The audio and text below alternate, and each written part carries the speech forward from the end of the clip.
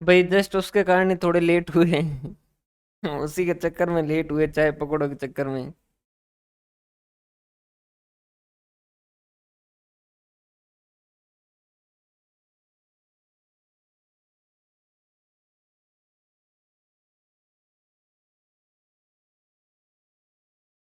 बढ़िया है, ये सबसे अच्छा काम है। मार्सा वाला जो है ना, वो सबसे बढ़िया काम है, जिसमें भी ऑनलाइन वाला सबसे बढ़िया है। पहली बात तो छुट्टी करो तो स्टूडेंट खुश, वैसा भी नहीं कि बाकी में तो सीए वाले में तो अगर टाइम पे काम नहीं हो तो आगे वाला दुखी हो जाता है कि मेरा काम नहीं हो रहा, काम नहीं हो रहा है।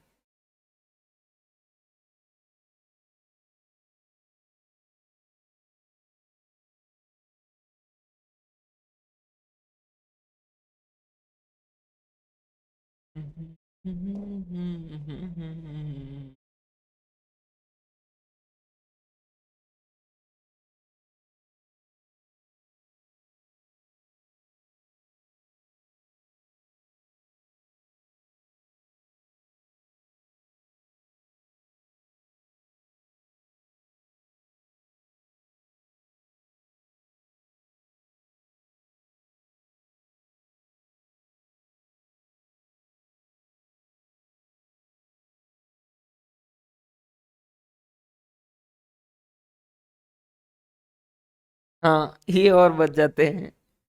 बिल्कुल सही बात है भाई। भाई एक चीज ध्यान रखिएगा, जैसे ही जो है वो क्या कहते हैं, एडवर्टाइजमेंट आता है, उसके बाद में मार्केट के अंदर उससे रिलेटेड बहुत सारी न्यूज जो वो आने लग जाती है कि भर्ती कैंसिल होगी, ये होगी, वो होगी। एक चीज ध्यान रखिएगा, जो चीजें अपने हाथ में नहीं है उनके बारे में सोचने की बिल्कुल भी जरूरत नहीं है। हर बार हर एग्जाम के अंदर अप्रोक्सीमेटली 20% कम से कम स्टूडेंट जो वो इस कारण पीछे रह जाते हैं, उसका कारण ये होता है कि वो ऐसी चीज़ों में, ऐसी न्यूज के अंदर जो वो ध्यान देते हैं। तो ध्यान रखें कि ऐसी कोई भी न्यूज होगी उसमें ध्यान देने की जरूरत नहीं है। अगर कोई बहुत इंपॉर्टेंट न्यूज होगी तो वो हम आपको पहुंचा देंगे। बाकी अपनी पढ़ाई पे ही ध्यान रखें ना।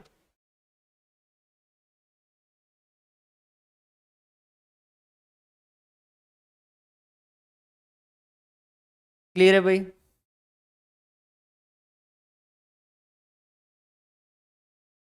भाई पूरे राजस्थान में ही बारिश का मौसम हो रखा है क्या? भाई संडे का भी जो वो क्या कहते हैं, वो कौन सी होती है यार, जूम मीटिंग होती है, कौन सी मीटिंग होती है, वो वाली करते हैं। एक बार शक्ल तो देखे, ऐसा नहीं कि जो है वो कभी मिले और मैं पहचान ही नहीं पाऊँ।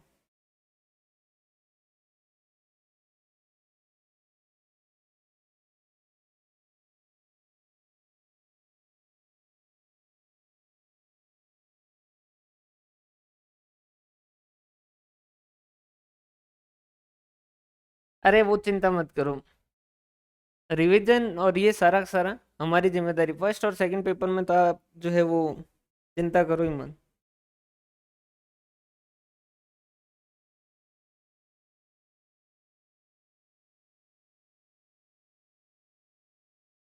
अरे भाई एग्जाम ये क्लास के बाद करना आप। हाँ, जूम मीटिंग में। ये संडे को रखते हैं ना? शुरू करें भाई?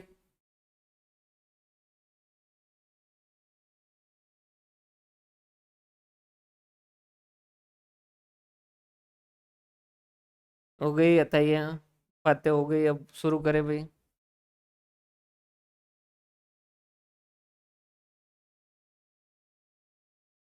Consolidated financial statement. पहली बात तो ये बताओ कि किस किस ने ये पढ़ रखा है, और किस किस को ये कैसा लगता है, इजी या कॉम्प्लिकेटेड या मॉडरेट, किस कैटेगरी में है?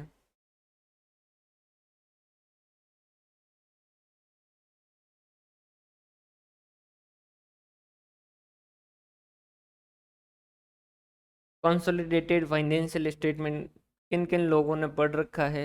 और नेट के अकॉर्डिंग तो सही लगा था।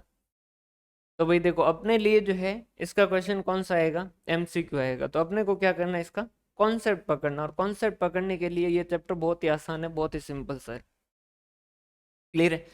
इसके अंदर मेनली एक ही कॉन्सेप्ट जो है उसके ऊपर बात है, वो है कैपिटल एंड रेवेन्यू पे।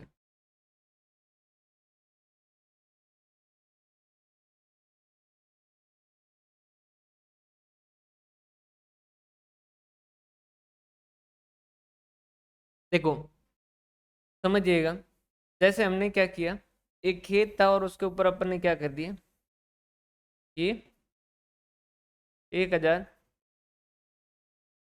मैंगो ट्रीज जो है वो लगा दिए। ठीक है, 1,000 मैंगो ट्रीज लगा दिए, ताकि हम क्या करेंगे, जब पेड़ बड़े होंगे तो आम आएंगे और फिर अपन आम को क्या करेंगे, बेचेंगे और पैसा कमाएंगे। क्लियर है। अब 3-4 साल हो गए, उसके बाद में क्या हुआ, आम लगने शुरू हुए और हमने आम जो है उनको लिया और उनको सेल किया। ये रिसिप्ट कौन सी है, कैपिटल रिसिप्ट है या रेवेन्यू रिसिप्ट है? हमने 1,000 आम के पौधे लगाए और इन पौधों पे 4-5 साल जितना भी टाइम था वो टाइम कंप्लीट हुआ, और उसके बाद में आम लगे और हमने क्या किया, इनाम को निकाला और इनाम को बेच रहे हैं। तो ये जो इनकम है, ये हमारी कौन सी इनकम है, कैपिटल इनकम है या रेवेन्यू इनकम है? रेवेन्यू। क्लियर है।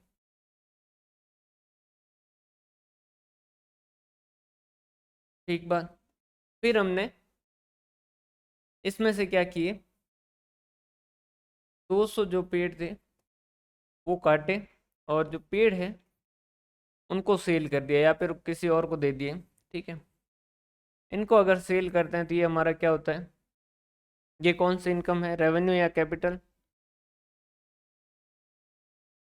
ये हमारी इनकम कौन सी होगी,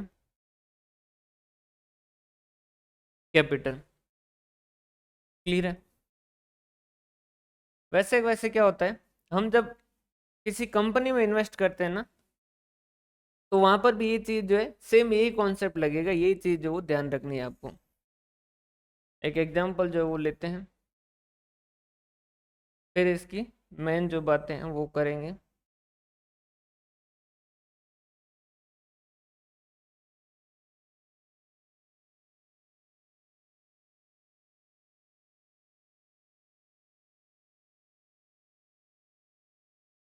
एग्जाम्पल मैं वही लिख रहा हूँ जो नोट्स में लिखा हुआ है, ताकि आपको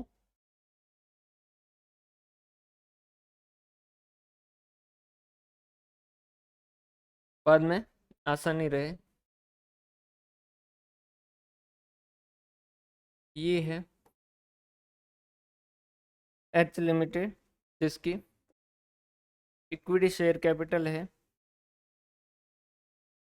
1,50,000। ये इनके रिजर्व एंड सरप्लस है जो कि 50,000। 6% डिवेंचर है 1 लाख। करंट लाइबिलिटी जो है वो है 80,000। उसके बाद में फिक्स्ड एसेट जो है वो है 2 लाख। और investment in S limited 1,000 shares on 1/4/2023 1,30,000। और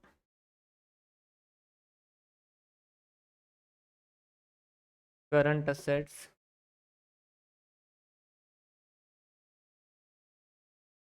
50,000। ये अपनी जो है वो एस लिमिटेड है। इक्विटी शेयर कैपिटल, एक शेयर जो वो 100 का है।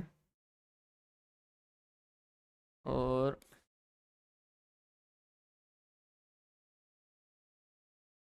150 रिजर्व एंड सरप्लस, ओपनिंग दे रखा है 1/4/2023 का 20,000, और उसके बाद में करंट ईयर का दे रखा है 30,000, 6% डिबेंचर दे रखे हैं 40,000, करंट लाइबिलिटी दे रखा है 10,000, फिक्स एसेट 2,10,000, करंट एसेट 40,000।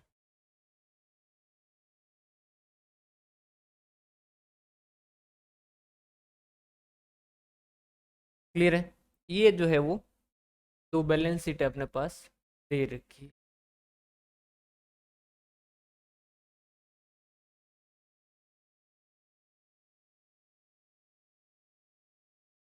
ये होल्डिंग कंपनी है, ये सब्सिडरी कंपनी है। होल्डिंग कंपनी ने क्या किया है, 1,000 शेयर खरीदे हैं, किसके? एस लिमिटेड के सब्सिडरी कंपनी के। कब खरीदे हैं? 1/4/2023 को। 1/4/2023 को इनके रिजर्व जो थे वो ये 20,000 थे, और फिर उन्होंने इस साल के अंदर जो प्रॉफिट कमाया वो 30,000 रुपये का प्रॉफिट कमाया। ये इस तरीके की इनकी सिचुएशन जो वो दे रखी है।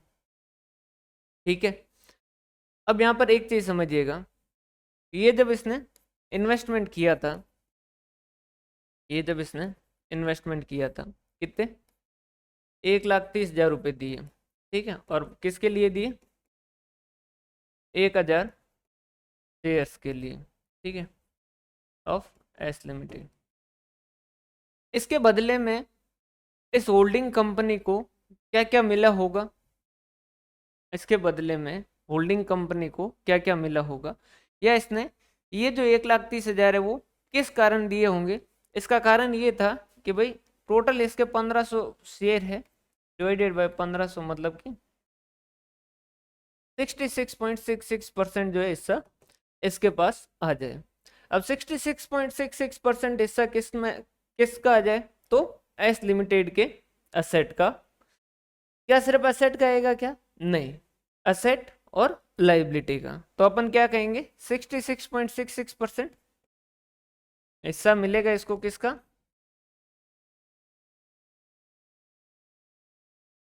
नेट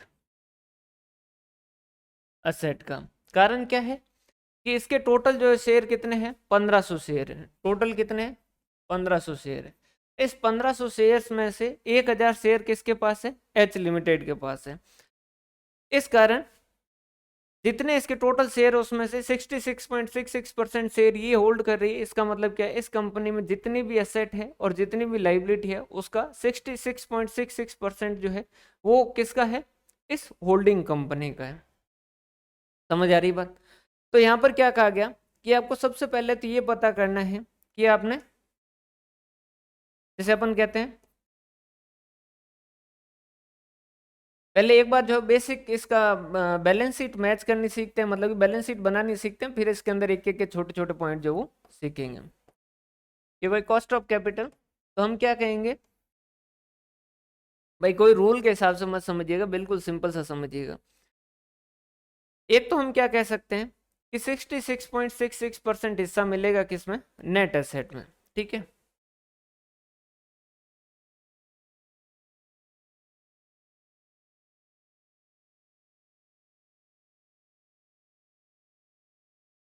या मैं ऐसा कह दूं कि 66.66% हिस्सा मिलेगा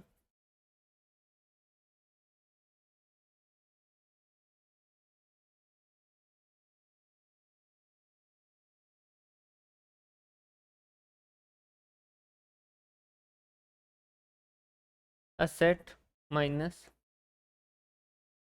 लाइबिलिटी में। किसी को कोई दिक्कत? भाई सेम ही बात जो मैं अलग तरीके से लिख रहा हूं।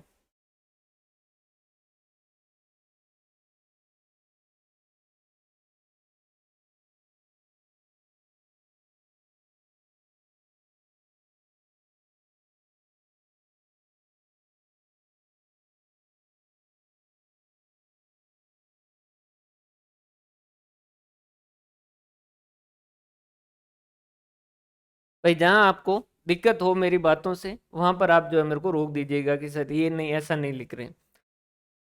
इसको 66.66% हिस्सा जो है वो किस में मिल रहा है, हमने कहा नेट एसेट में। नेट एसेट मतलब कि इसकी जो टोटल एसेट है उसमें से जो टोटल लाइबिलिटी है वो अल्टीमेटली किसका है, शेयर होल्डर का है। क्लियर है? तो हमने कहा कि जो भी एसेट है उसका 66.66% हिस्सा किसका है, होल्डिंग कंपनी का। ये जो इसकी लाइबिलिटी इसका भी 66.66% हिस्सा किसका है, होल्डिंग कंपनी का। क्लियर है?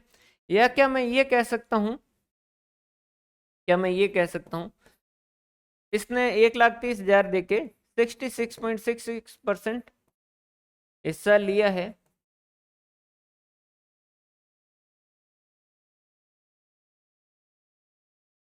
Capital and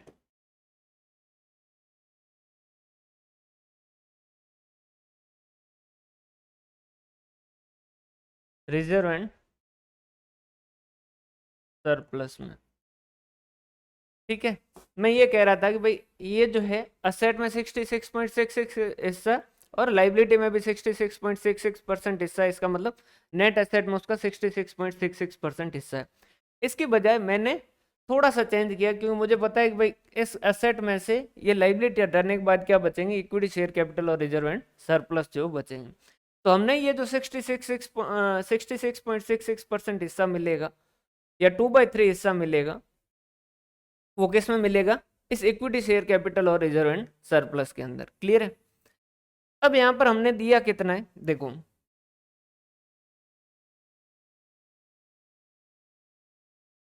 carrying amount of investment.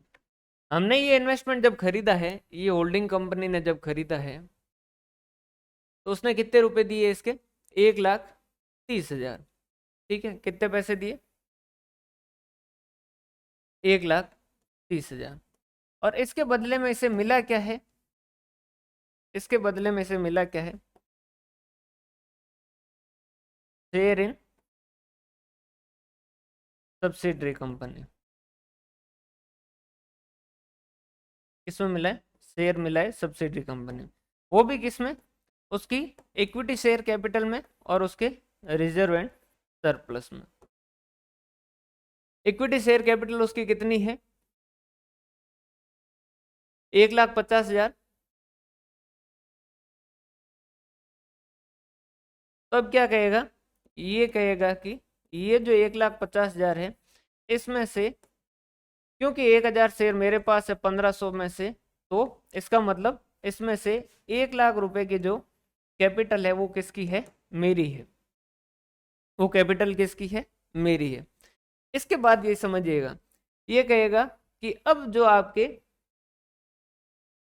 आपके ये जो रिजर्व एंड सरप्लस है जो कि 20,000 और 30,000, इसका भी 2/3 किसका है, मेरा है।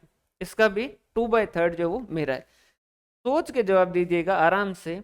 इसने जो ये 1,30,000 दिए थे उसने ये 20,000 के लिए दिए थे, जो रिजर्व एंड सरप्लस जो 20,000 है उसके लिए दिए थे, या 30,000 के लिए दिए थे, या 50,000 के लिए दिए थे। ये जब उसने खरीदते वक्त 1,30,000 रुपए दिए थे तो ये उसने इस 20,000 में हिस्सा लेने के लिए दिए थे, या इस 30,000 में हिस्सा लेने के लिए दिए थे, या 50,000 में हिस्सा लेने के लिए दिए थे। अल्टीमेटली मिलेगा 50,000 में हिस्सा, उसमें कोई डाउट नहीं है, वो क्लियर है। लेकिन ये जो 1,30,000 का इसने पेमेंट किया है ना, वो किसके लिए किया था,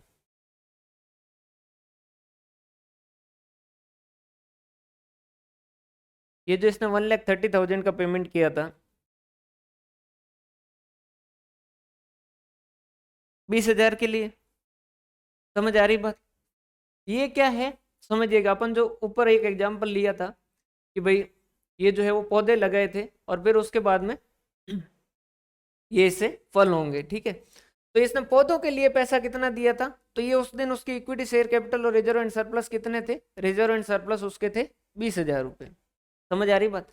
ये जो 30,000 है ये किसका काम कर रहे हैं, आम का काम कर रहे हैं कि भाई इसमें इन्वेस्ट किया, फिर इस कंपनी ने मुनाफा कमाया, इस मुनाफे को जो है वो उसका 2/3 इसे मिलेगा।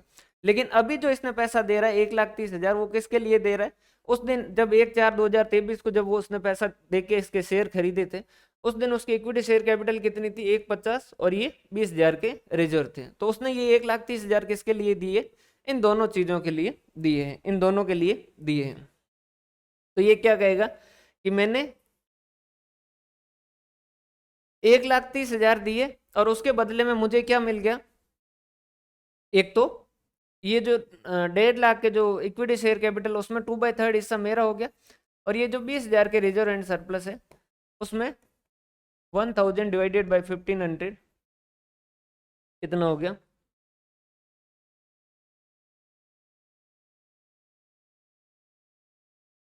13,333 रुपये जो वो मेरे हो गए। क्लियर है? अब सर अब आप कहोगे कि सर ये जो है, ये जो 30,000 है, इसका भी तो 2/3 इसे ही मिलेगा। हाँ मिलेगा, हम मना नहीं कर रहे हैं, हम कोई मना नहीं कर रहे हैं, ये 30,000 का हिस्सा भी इसे मिलेगा।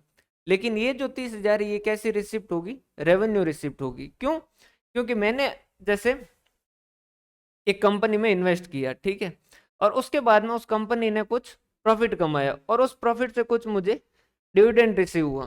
तो वो जो डिविडेंड रिसीव होगा वो हम कहाँ लिखते हैं? अपने P&L के अंदर लिखते हैं। समझ आ रही बात? लेकिन जो उस इन्वेस्टमेंट के लिए जो पैसा दे रहे हैं, वो हम किसके लिए, किस तरीके से लिखते हैं? एज एन असेट लिखते हैं। समझ आ रही बात? क्लियर है? तो इसने ये जो 1,30,000 दिए उस दिन 1/4 को, उस दिन उसने 1,30,000 किसके लिए दिए थे? एक तो 1,50,000 की इक्विटी शेयर कैपिटल में उसका 2/3 हिस्सा लेने के लिए, और एक 20,000 में 2/3 हिस्सा लेने के लिए। अब इसको अल्टीमेटली वापस एसेट कितनी मिली है? इसको वापस एसेट कितनी मिली है? 1,13,333। अब 1,13,333 के बदले में कोई आदमी जो है वो 1,30,000 क्यों देगा? कोई जो चीज है वो 1,13,333 की है, और उसके बदले में कोई आदमी 1,30,000 क्यों देगा? तो इसके लिए AS21 कहता है कि ये जो है एक्स्ट्रा पेमेंट इस वजह से कर रहा है क्योंकि एस लिमिटेड जो है उसकी क्या होगी? गुडविल होगी। समझ आ रही बात? कि एक्स्ट्रा पैसा अगर दे रहा है तो किसके लिए दे रहा है? गुडविल के लिए दे रहा है। सेम एज इट इज जो कॉन्सेप्ट है अमालगमेशन का, वो सेम ही होगा। अमालगमेशन और कंसोलिडेशन अगर आप देखोगे तो एक जैसे ही है, बस अमालगमेशन के अंदर हम आगे वाले को क्या कर देते हैं? मिला देते हैं, उसकी आइडेंटिटी खत्म कर देते हैं। यहाँ पर आगे वाले की आइडेंटिटी जो है वो वैसी की वैसी रह रही, हम उसके अंदर जो कंट्रोल ही एक्वायर कर रहे हैं। समझ आ रही बात? तो यहाँ पर ये क्या कहेंगे कि हमने जो पैसा दिया एक्स्ट्रा 16,667, ये जो पैसा है हमने किसके लिए दिया?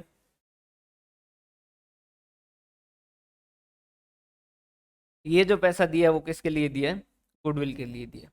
इसकी बजाय अगर हम यही जो 1,13,333 की जो चीजें हैं वो हम 1,00,000 में खरीद लेते, तो हम क्या कहते हैं कि हमने कुछ चीजें जो है वो सस्ती मिल गई है। और सस्ती मिल गई इसका मतलब ये क्या है? हमारा 13,333 रुपये हमारा क्या है? कैपिटल रिजर्व है, प्रॉफिट है, और ये कैपिटल रिजर्व। हमने क्लास में पहले भी बात किया था कि खरीदते वक्त कुछ जगह पे ही जो प्रॉफिट होता है, जिसमें एक अमालगमेशन है और एक जो है जिसमें कंसोलिडेशन है। समझ आ रही है बात यहाँ तक की? यहाँ तक की बातें क्लियर है?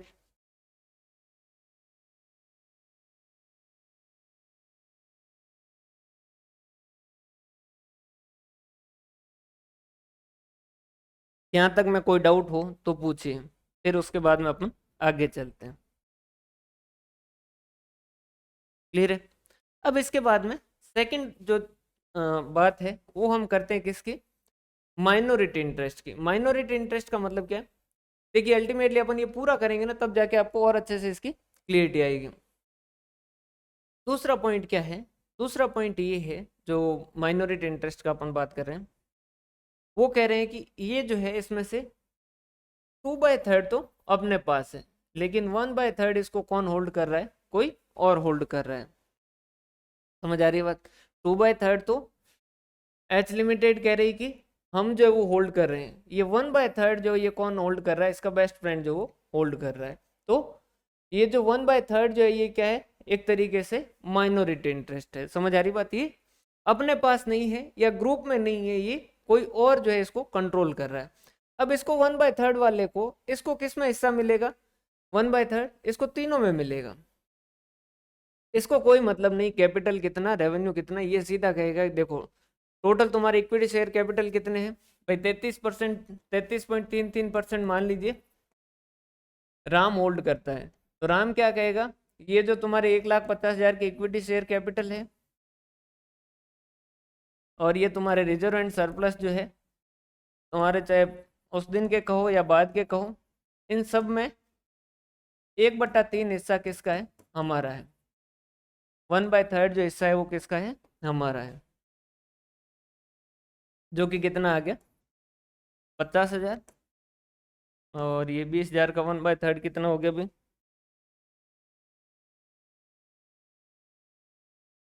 66667। और 30,000 डिवाइड बाई 3, 10,000। ये इतना हिस्सा किसके पास है? ग्रुप से बाहर किसी के पास है, हमारे पास नहीं है। ग्रुप से बाहर जो है वो किसी और के पास है। कितना हो गया? 50, 60 और 66,667। अब इसके बाद में समझिएगा तीसरी बात, ये जो 30,000 रुपये है, ये जो 30,000 रुपये है, ये क्या है? होल्डिंग कंपनी के लिए इसमें भी हिस्सा मिलेगा भाई, इस साल जो भी कमाओगे और आगे वाले साल जितने भी कमाओगे, क्योंकि 2/3 अपने पास है, होल्डिंग कंपनी के पास है। इस वजह से आगे भी जो मुनाफा कमाएगा उसका 2/3 किसे मिलेगा? हमें मिलेगा। 1/3 जो है वो कौन लेके जाएंगे? माइनॉरिटी इंटरेस्ट वाले लेके जाएंगे। तो हमने कहा आपने इस साल जो ये 30,000 रुपये कमाए हैं उसमें भी 2/3 हिस्सा जो है वो क्या है? हमारा है। 2/3 हिस्सा जो है वो किसका है? हमारा। उन्होंने कहा कि ठीक है, कोई दिक्कत वाली बात नहीं। फिर उसने आगे और कहा कि ये जो 30,000 है ना, ये रेवेन्यू रिसिप्ट है। ये जो है ये कौन सी है? रेवेन्यू रिसिप्ट है। हमने कहा कि रेवेन्यू रिसिप्ट क्यों? तो हमने कहा कि हम आम लगाने के बाद में, आम के पौधे लगाने के बाद में ये आम लगे हैं, इस कंपनी में इन्वेस्टमेंट करने के बाद में ये जो है ये क्या है? उसके बाद में कमाया गया प्रॉफिट है। और इस प्रॉफिट में भी हमारा क्या होगा? 2/3 हिस्सा होगा। उन्होंने कहा कि ठीक है, कोई दिक्कत वाली बात नहीं। तो तीसरी चीज हम कंसल्टेशन में क्या कैलकुलेट करते हैं?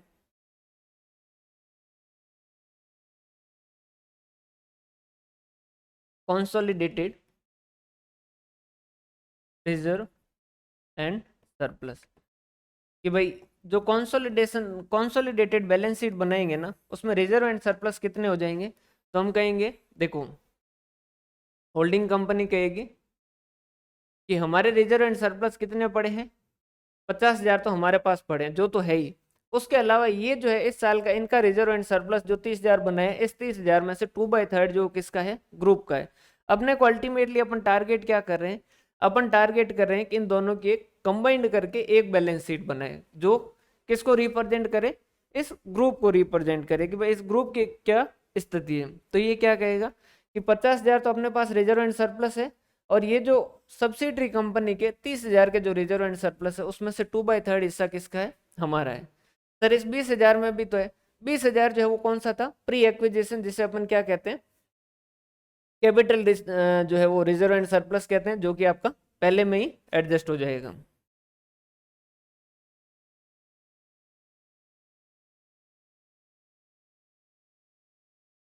अगर किसी को थोड़ा बहुत इसमें लग रहा हो कि कम समझ आ रहा है तो भी चिंता मत कीजिएगा, क्योंकि एक बार पूरी बैलेंस शीट बनाने के बाद ही आपको अच्छे से समझ आ जाएगा।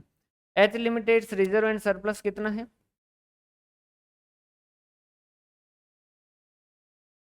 50,000। उसके बाद क्या कहेगा? Share in post acquisition profit of S limited, जो कि कितना है? 20,000 है या 30,000 था?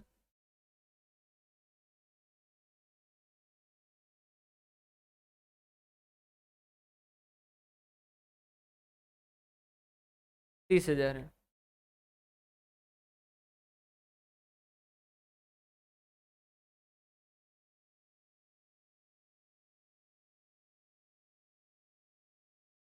ये क्या कहेगा? 30,000 रुपये, ठीक। 30,000 में ये क्या कहेगा? 2/3 हिस्सा किसका है? मेरा है। ये कहेगा 20,000। तो ये कहेंगे ग्रुप के जो रिजर्व एंड सरप्लस है वो कितने हैं? 70,000। अब समझिएगा बैलेंस शीट कैसे बनेगी।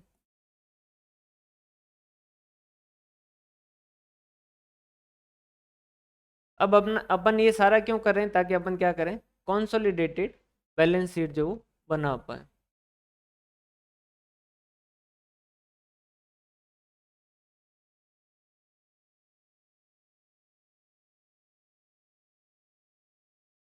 अब हम क्या कर रहे हैं कि पूरे ग्रुप की जो है वो बैलेंस शीट बनाए। जैसे हम क्या कहेंगे? Consolidated balance sheet as on जो भी तारीख है उसकी। ये क्या कहेगा? फिक्स्ड एसेट कितनी है? 2 लाख और 2,10,000। तो फिक्स्ड एसेट कितनी हो जाएगी इस पूरे ग्रुप के पास मिला के? कितनी हो गई?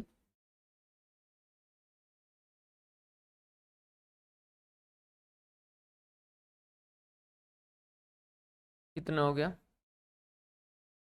4,10,000। करंट एसेट कितनी हो गई?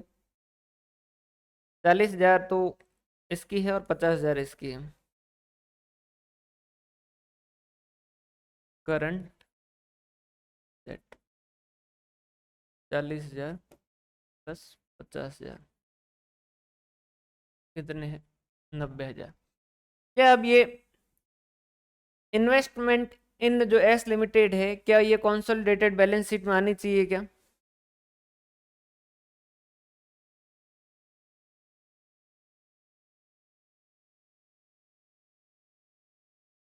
हाँ, अब लेट हो चुका। अब एक बार आप जो है इस क्लास को बाद में वापस शुरू से ही देखिएगा, नहीं तो समझ नहीं आएगा।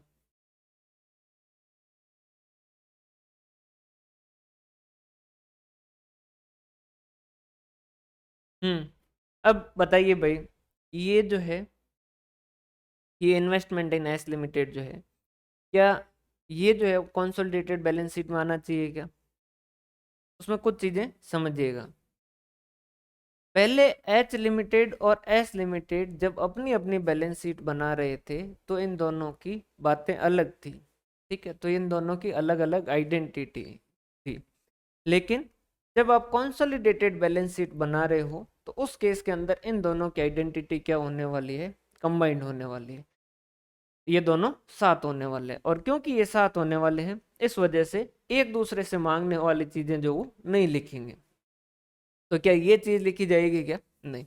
लेकिन इसके बजाय ये जरूर लिखेगा कि हमने यहाँ पर जो है एक्स्ट्रा पैसा कितना दिया? 1,30,000। और उसके बदले में चीज जो मिली वो हमें 1,13,333 की। तो 16,666 रुपये या 67 रुपये जो एक्स्ट्रा दिए हमने, वो जो है वो किसके हैं? गुडविल के हैं। और ये जो गुडविल है ये लिखी जाएगी। ये जो गुडविल है ये लिखी जाएगी। क्यों? क्योंकि ये एक तरीके का एसेट का काम करेगा।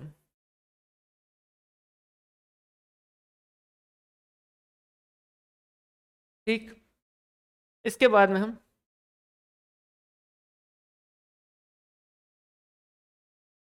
इस साइड में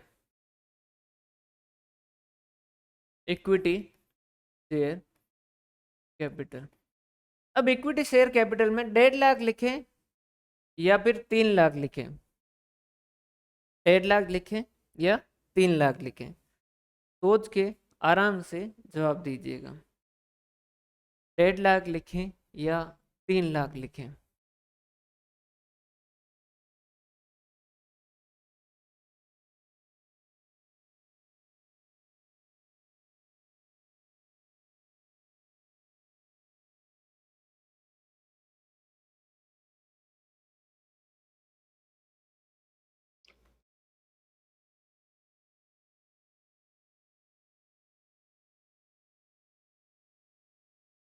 3 लाख, 3 लाख। देखो भाई, समझिएगा, थोड़ा सा ध्यान समझिएगा। यहाँ पर हम कितना लिखेंगे? 1.5 लाख लिखेंगे। क्यों? क्योंकि ये जो इसकी इक्विटी शेयर कैपिटल है ना, 1,50,000, ये तो ये एडजस्ट हो चुकी है।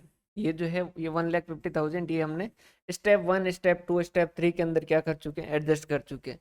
ये 1,50,000 का 2/3 इधर एडजस्ट कर दिया, और ये इस 1,50,000 का 1/3 जो वो कहाँ माइनॉरिटी इंटरेस्ट के अंदर जो है वो एडजस्ट कर दिया है। ठीक है, तो 1,00,000 वहाँ एडजस्ट किए और 50,000 यहाँ एडजस्ट किए, तो अल्टीमेटली ये पूरा का पूरा अमाउंट जो क्या हो चुका है, एडजस्ट हो चुका है। तो अब इसको जो है वो नहीं लिखेंगे। और दूसरी बात, अब अगर यूं देखो, तो अगर ग्रुप के हिसाब से देखो तो ग्रुप के जो शेयर होल्डर है वो कितने हैं इस ग्रुप के, तो इस ग्रुप के शेयर होल्डर जो है कितने, सिर्फ 1.5 लाख के। ठीक है, इस कंपनी ने क्या कर रखा था, इसके कुछ शेयर ले रखे थे, तो इस कंपनी की इक्विटी शेयर कैपिटल जो है वो कंसोलिडेशन के अंदर नहीं आएगी। हाँ बिल्कुल करेंगे, वो अपन एक, वैसे भी अपने एक जो चैप्टर है वो क्या कहते हैं, वैल्यूएशन ऑफ गुडविल, उसके अंदर जो है इसके गुडविल के जो भी जितने भी है, कहाँ पर कितने कितने साल में राइट ऑफ करता है, ये 26 क्या कहता है वगैरह सारा कुछ वहाँ डिस्कस कर लेंगे। तो यहाँ गुड जो इक्विटी शेयर कैपिटल है वो कितने की आएगी, 1,50,000 की आएगी। क्यों, क्योंकि इस जो ग्रुप है इसकी इक्विटी शेयर कैपिटल कितनी, 1,50,000 की, बाकी का इसका 1,50,000 के अंदर तो क्या था, इन्वेस्टमेंट था। तो क्या ये 1,50,000 आएंगे क्या, नहीं, ये 1,50,000 एडजस्ट होंगे, चाहे पहले स्टेप 1 में हो चाहे स्टेप 2 में हो, या दोनों में मिला के हो, कहीं न कहीं एडजस्ट होंगे, बाकी ये इसका जो है वो नहीं आएगा।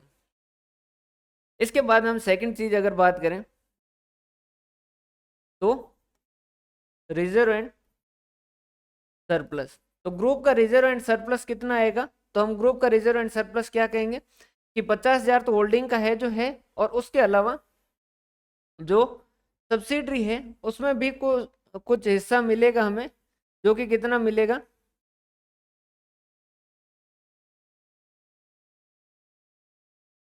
सब्सिडी में हिस्सा मिलेगा कितना, 20,000 का। तो टोटल कितना है, 70,000 के जो है इस ग्रुप के रिजर्व एंड सरप्लस जो वो रहेंगे। कितने रहेंगे ग्रुप के रिजर्व एंड सरप्लस, 70,000, जिसे हम क्या कहेंगे, consolidated reserve and surplus.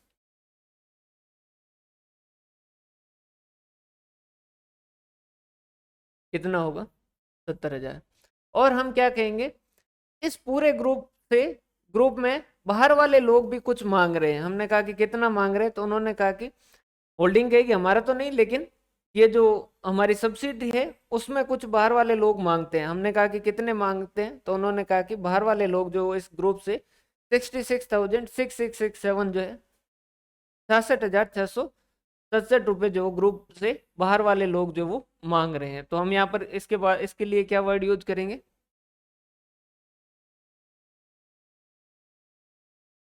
Minority interest, कितना, 66,667। ठीक है, और एक चीज और समझिएगा, अगर आप यहाँ से इन्वेस्टमेंट हटा रहे हो और फिर इस साइड में इक्विटी शेयर कैपिटल टोटल कर रहे हो, तो आपको खुद को ही लगेगा कि ये जो चीजें हैं वो इलॉजिकल है, क्योंकि आपने एसेट साइड से इन्वेस्टमेंट हटा दिया। तो ये इन्वेस्टमेंट हटाया क्यों था, क्योंकि हमने कहा कि ये ग्रुप में ही है, ठीक है, इस वजह से ही हटाया था। तो इसका मतलब इस इक्विटी शेयर कैपिटल का भी तो कुछ हिस्सा जो है ग्रुप के अंदर ही है, इस रिजर्व एंड सरप्लस का भी कुछ हिस्सा जो ग्रुप के अंदर है। तो वो चीजें जो अपन क्या करेंगे, वापस इस साइड के अंदर लिखेंगे, तो क्या इस साइड के अंदर ज्यादा नहीं हो जाएगा क्या, बिल्कुल हो जाएगा सर। लेकिन इस इक्विटी शेयर कैपिटल का कुछ हिस्सा बाहर वालों के पास भी है, मानते हैं, उसको अपन यहाँ लिख रहे हैं माइनॉरिटी इंटरेस्ट के अंदर, हम कब मना कर रहे हैं, ठीक है। इसके बाद में 6% डिबेंचर अगर बात करें, तो ये लाइबिलिटी है, और ये दोनों की सीधी सीधी ऐड होगी, कितनी है, 1,00,000 और 40,000,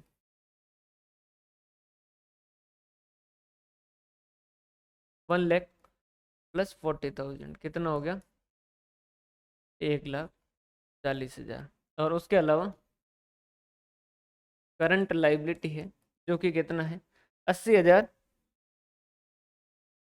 और 10,000,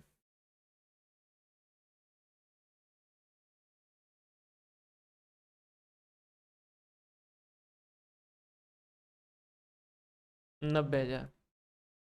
ठीक है, टोटल करके चेक कर लो, 1,50,000 प्लस 70,000 प्लस 666,667 प्लस 1,40,000 प्लस 90,000। 5 16 6 6 7 और उधर कितना हो गया? 4 लाख, 4,10,000 प्लस 90,000 प्लस 16667।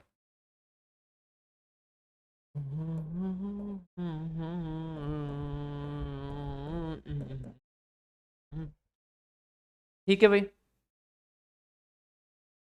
एक बार अब इसको शांति से, आराम से जो है वो इसको देख लो।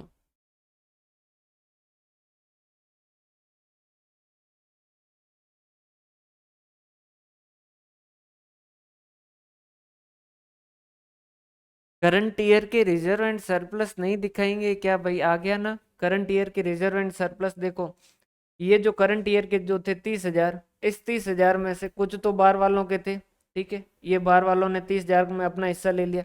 कुछ ग्रुप के थे जो कि अपन ने स्टेप 3 के अंदर देखो, ये 30,000 में 2/3 यहाँ ले लिया और 1/3 माइनॉरिटी का था, वो ले लिया। अब चलो इस हिसाब से भी अपन देख लेते हैं। देखो हमने इस साइड से 1,30,000 हटाया असेट साइड से। अल्टीमेटली तो क्या करना है, इन दोनों बैलेंस शीटों को मिक्स करना है।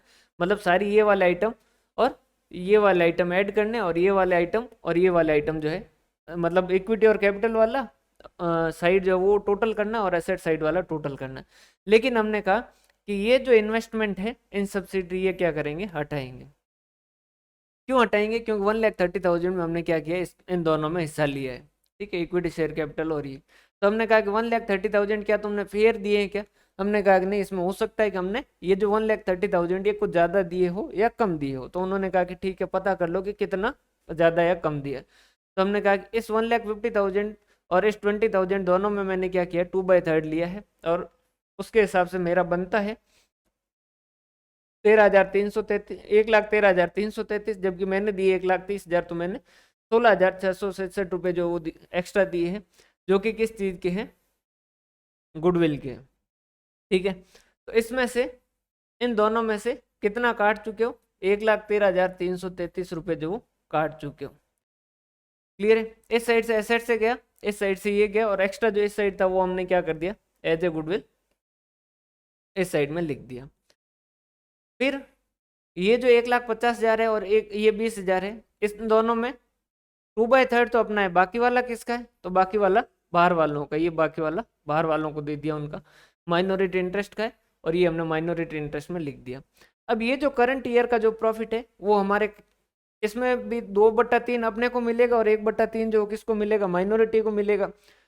क्योंकि माइनॉरिटी को तो कोई मतलब नहीं है प्री इनकॉर्पोरेशन कितना, प्री एक्विजिशन कितना और पोस्ट एक्विजिशन कितना, क्योंकि माइनॉरिटी वालों ने तो कुछ एक्विजिशन किया नहीं, उन्होंने तो कोई शेयर खरीदे नहीं, तो उनके लिए तो ऐसी कोई बात है नहीं। वो कहेगा इस 30,000 में से इस साल जो कमाया उसका 1/3 हिस्सा हमारा। हमने कहा ठीक। हमने कहा कि ये जो 30,000 है ना, ये इस साल का जो आपने कमाया है, जो हमारे इन्वेस्टमेंट के बाद कमा रहे हो, ये हमारे लिए क्या है, एक तरीके की रेवेन्यू इनकम है। इस वजह से इसका जो 2/3 हिस्सा है ना, वो हमारे रिजर्व एंड सरप्लस में ऐड कर दो। वो हमारे क्या कर दो, रिजर्व एंड सरप्लस में ऐड कर दो। तो ये 2/3 हिस्सा जो हमने क्या कर दिया, हमारे रिजर्व एंड सरप्लस के अंदर ऐड कर दिया। तो हमारे टोटल रिजर्व एंड सरप्लस कितने हो गए कॉन्सोलिडेटेड में? 50,000 हमारे थे और 2/3 हिस्सा हमें मिल गया, ये कितने हो गए, 50,000 हमारे थे और 20,000 हिस्सा इसमें मिल गया, ठीक है। माइनॉरिटी इंटरेस्ट क्या कहेगा कि इन तीनों में जो मेरा 1/3 1/3 1/3 हिस्सा है, जो कि कितना बनता है 50,000, और 20,000 का 1/3 कितना हो गया 66667, और ये 30,000 का हिस्सा कितना बनता है 10,000। ये कहता है कि ये जो है 1/3 हिस्सा मेरा है। क्लियर है? क्लियर है ये? ठीक है। बाकी का ये इन्वेस्टमेंट हटाया यहाँ से, और उसके बदले में जो ये हमारी असेट साइड से जो वो ये चीज़ हट चुकी है, ये इन्वेस्टमेंट जो लिखा हुआ है। अगर हमने एक्स्ट्रा पेमेंट दिया तो वो किस चीज़ का है, गुडविल का है। एक बार आराम से इसको शांति से देखो, और फिर इसमें कोई डाउट हो तो बताओ, ताकि अपन इसके बाद में आगे बढ़े।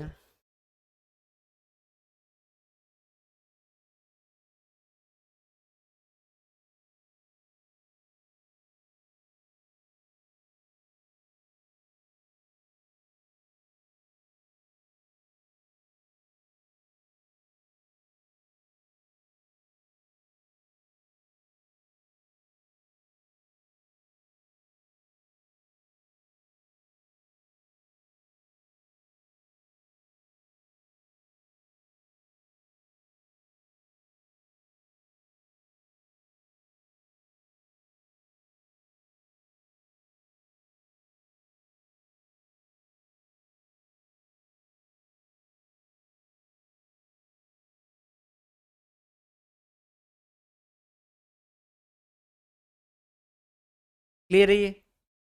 यहाँ तक में कोई डाउट हो तो आराम से सोच समझ के जो है वो पूछ लीजिए, ताकि फिर अपन इसके बाद में आगे बढ़े।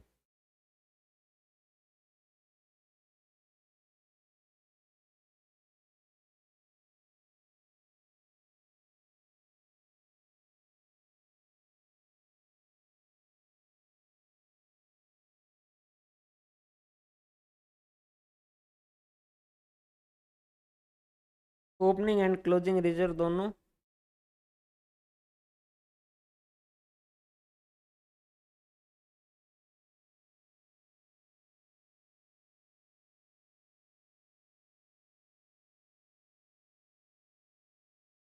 ओपनिंग 20,000 है और ये जो है वो 30,000 है।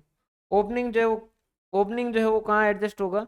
ओपनिंग से नहीं देखेंगे अपन, इन्वेस्टमेंट की डेट तक जो रिजर्व थे ना, उन रिजर्व को एडजस्टमेंट करेंगे कॉस्ट ऑफ कैपिटल के अंदर, मतलब कि जब गुडविल और कैपिटल रिजर्व कैलकुलेट कर रहे थे वहां, और माइनॉरिटी इंटरेस्ट में। और इन्वेस्टमेंट करने के बाद जो प्रॉफिट होता है या जो रिजर्व बनता है, उस रिजर्व को हम कहाँ एडजस्ट करेंगे? Minority interest and consolidated reserve and surplus में। रीजन समझिएगा, क्योंकि हम जिस दिन इन्वेस्टमेंट कर रहे हैं उस दिन तक के जो रिजर्व एंड सरप्लस है, उस दिन तक के जो रिजर्व एंड सरप्लस है उसमें हम हिस्सा खरीद रहे हैं। उसके बाद में जो प्रॉफिट कमाया जा रहा है वो क्या है? हमारी एक तरीके की रेवेन्यू इनकम है, और वो जो रेवेन्यू इनकम है उसका हिस्सा जो आएगा वो किस में जाएगा? कंसोलिडेटेड रिजर्व एंड सरप्लस के अंदर। एंड उसके अलावा और कहाँ जाएगा? माइनॉरिटी माइनॉरिटी इंटरेस्ट में। माइनॉरिटी इंटरेस्ट वालों को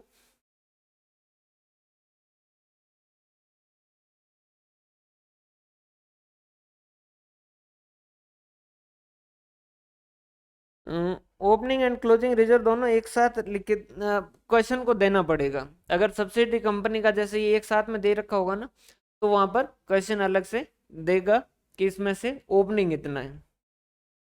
समझ आ रही बात भाई? अल्टीमेटली क्वेश्चन जो है वो आपको बताएगा कि जिस दिन हमने इन्वेस्टमेंट किया ना, जैसे कई बार क्वेश्चन कैसे दे देता है, वो ऐसा दे देता है कि भाई ये इसके अंदर सब्सिडी के अंदर रिजर्व एंड सरप्लस जो वो सब्सिडी के अंदर लिख दिया, मान लीजिए उसने 50,000, तो नीचे डिटेल देगा कि जिस दिन हमने इन्वेस्टमेंट किया था उस दिन जो है इसके रिजर्व एंड सरप्लस जो है वो 20,000 रुपये थे। क्या मेरी बात समझ आ रही है भाई? नॉर्मली आप सही कह रहे हैं कि भाई ये जो है वो ऐसा अलग अलग करके थोड़ी लिखेगी सब्सिडी, लेकिन कंसोलिडेशन करने के लिए आपको ये एक्स्ट्रा डिटेल देनी पड़ेगी क्वेश्चन को, तभी जाके कंसोलिडेशन का प्रोसेस हो पाएगा। और कोई यहाँ तक में डाउट हो तो बताइए भाई।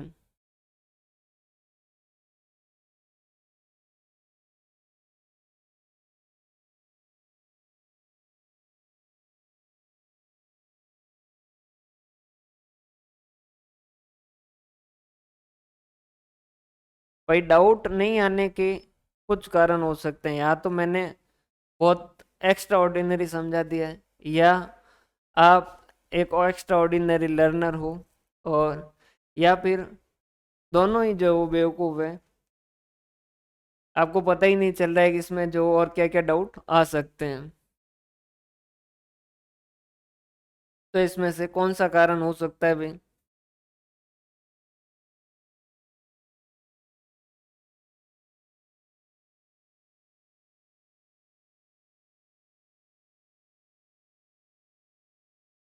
या तो समझ नहीं आया, या सब आ गया है।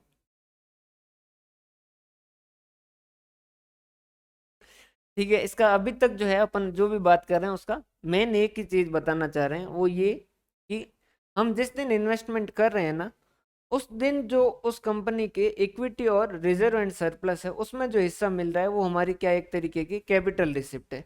हम देखेंगे कि उसमें जो हिस्सा मिल रहा है उसके अगेंस्ट में जो पैसा दिया है, अगर वो हमने ज़्यादा दिया तो हम क्या कहेंगे कि एक्स्ट्रा पैसा जो हमने किसके लिए दिया है? गुडविल के लिए दिया है। और अगर हमने कम दिया है तो उसके लिए हम क्या कहेंगे? कैपिटल रिजर्व है, कैपिटल नेचर का प्रॉफिट है। सेकंड चीज, दूसरी क्या? इन्वेस्टमेंट करने के बाद सब्सिडी कंपनी कुछ प्रॉफिट कमाती है और उसमें अगर हमें हिस्सा मिलता है तो वो क्या है, एक रेवेन्यू नेचर की इनकम है। और वो जब कंसोलिडेटेड बैलेंस शीट बनाएंगे तो उसके अंदर हमारे रिजर्व एंड सरप्लस के अंदर क्या होगी, ऐड होगी। तीसरी चीज, माइनॉरिटी इंटरेस्ट को कोई फर्क नहीं पड़ता कि कैपिटल कितना है और रेवेन्यू कितना है। कारण क्या है, क्योंकि उसको कोई फर्क नहीं है, क्योंकि उसने तो कोई इन्वेस्टमेंट किया नहीं। इन्वेस्टमेंट जो वो होल्डिंग कर रही है, उसका ये जो 33.33% हिस्सा है वो तो कंटिन्यू चला आ रहा है और आज भी है उसका।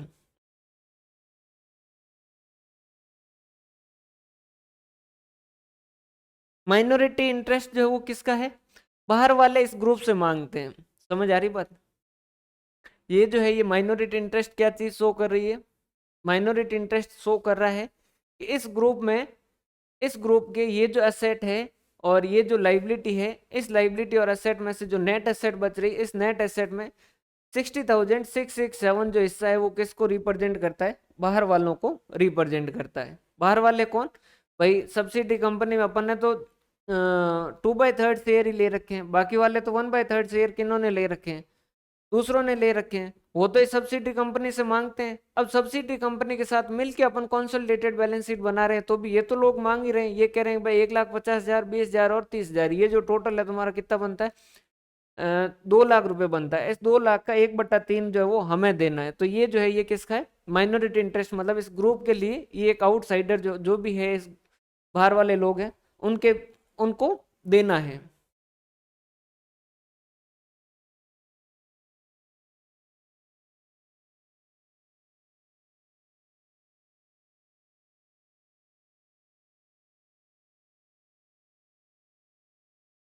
और बताइए भाई, यहाँ तक मैं डाउट।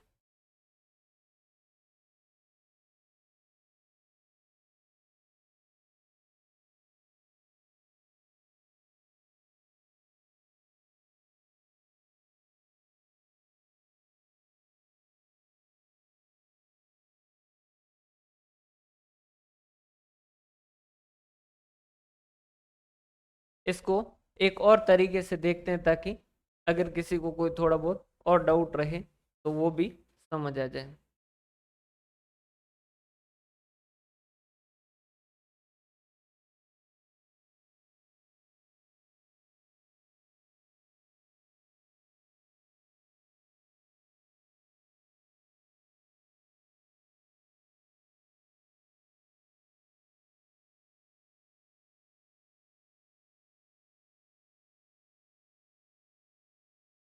एक बार इसको दूसरे तरीके से और देखिए, ताकि आपको फिर डाउट नहीं रहेगा, आराम से समझ आ जाएगा। भाई कॉन्सोलिडेटेड बैलेंस शीट बनानी है, और कॉन्सोलिडेटेड बैलेंस शीट का मतलब क्या है, दोनों की मिला के ग्रुप की बैलेंस शीट बनानी है। पहले एक बार कुछ भी नहीं है देखो मत, और एक बार सीधा सीधा अपन देखते हैं, टोटल करके लिख देते हैं कि भाई फिक्स एसेट दोनों के मिला के कितनी, फिक्स एसेट दोनों के मिला के 2,10,000 और 2 लाख कितनी है, 2 लाख और 2,10,000, 4,10,000।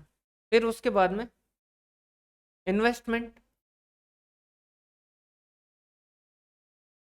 इन एस लिमिटेड कितना है, 1,30,000। फिर उसके बाद में करंट असेट 50 और 40 कितना हो गया, 90,000। ठीक है। उसके बाद में इक्विटी शेयर कैपिटल, 1,50 और 1,50,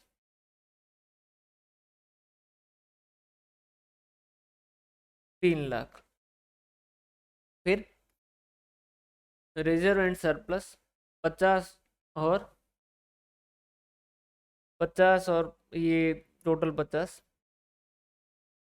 1 लाख। इसको थोड़ा अपन अलग लिख देते हैं ना, 50,000, 20,000 और 30,000।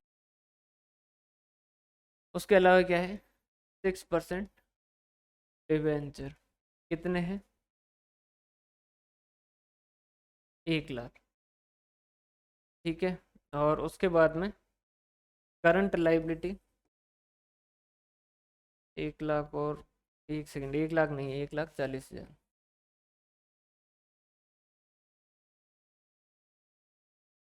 और करंट लाइबिलिटी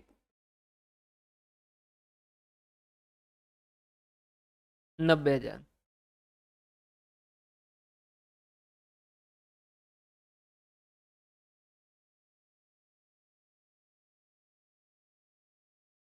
बिल्कुल भाई, पैसे वसूल करो भाई, बिल्कुल सही बात है। और क्या क्या रिजल्ट नहीं लेके आए ना, तो फिर देखो मैं कैसे पैसे वसूल करता हूँ। अब समझिए, ये तो अपन ने क्या किया, सीधी बैलेंस शीट जो है एज इट इज टोटल की है। कितना हो गया, 3 lakh plus 50,000 plus 20,000 plus 30,000 plus 1,40,000 plus 90,000, 6,30,000, 4,10,000 plus 1,30,000 plus 90,000, दोनों साइड जो है वो 6,30,000।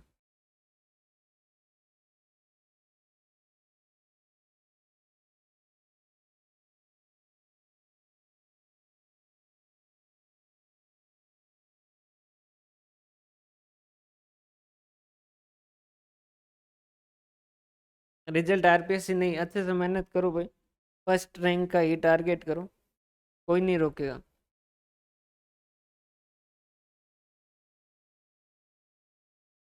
अरे आराम से होगे, क्यों लोड ले रहे हो। आप पास इस वजह से नहीं होगे कि आप होशियार हो, आप पास इस वजह से होगे क्योंकि मैं आपको पढ़ा रहा हूँ। समझिएगा, कंसोलिडेटेड बैलेंस शीट भाई, ये तो अपन ने क्या किया, एज इट इज सीधी सीधी टोटल कर दिया ना। अब यहाँ पर आराम से समझिएगा, ये जो 1,30,000 है, ये जो 1,30,000 है, ये किसको रिप्रेजेंट कर रहे हैं, ये किसको रिप्रेजेंट कर रहे हैं,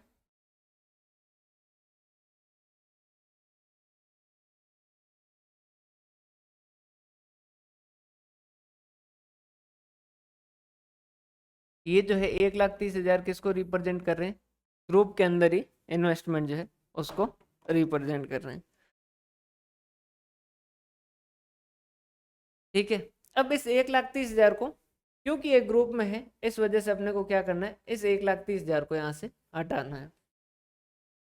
इसके बदले में क्या मिला, इस 1,30,000 के बदले में, इस 1,30,000 के बदले में इसको भी 3 लाख को भी अपन थोड़ा अलग अलग कर देते हैं। इस 1,30,000 के बदले में क्या मिला, ये इनके कितने थे, दोनों के अलग अलग लिख देता हूँ ना।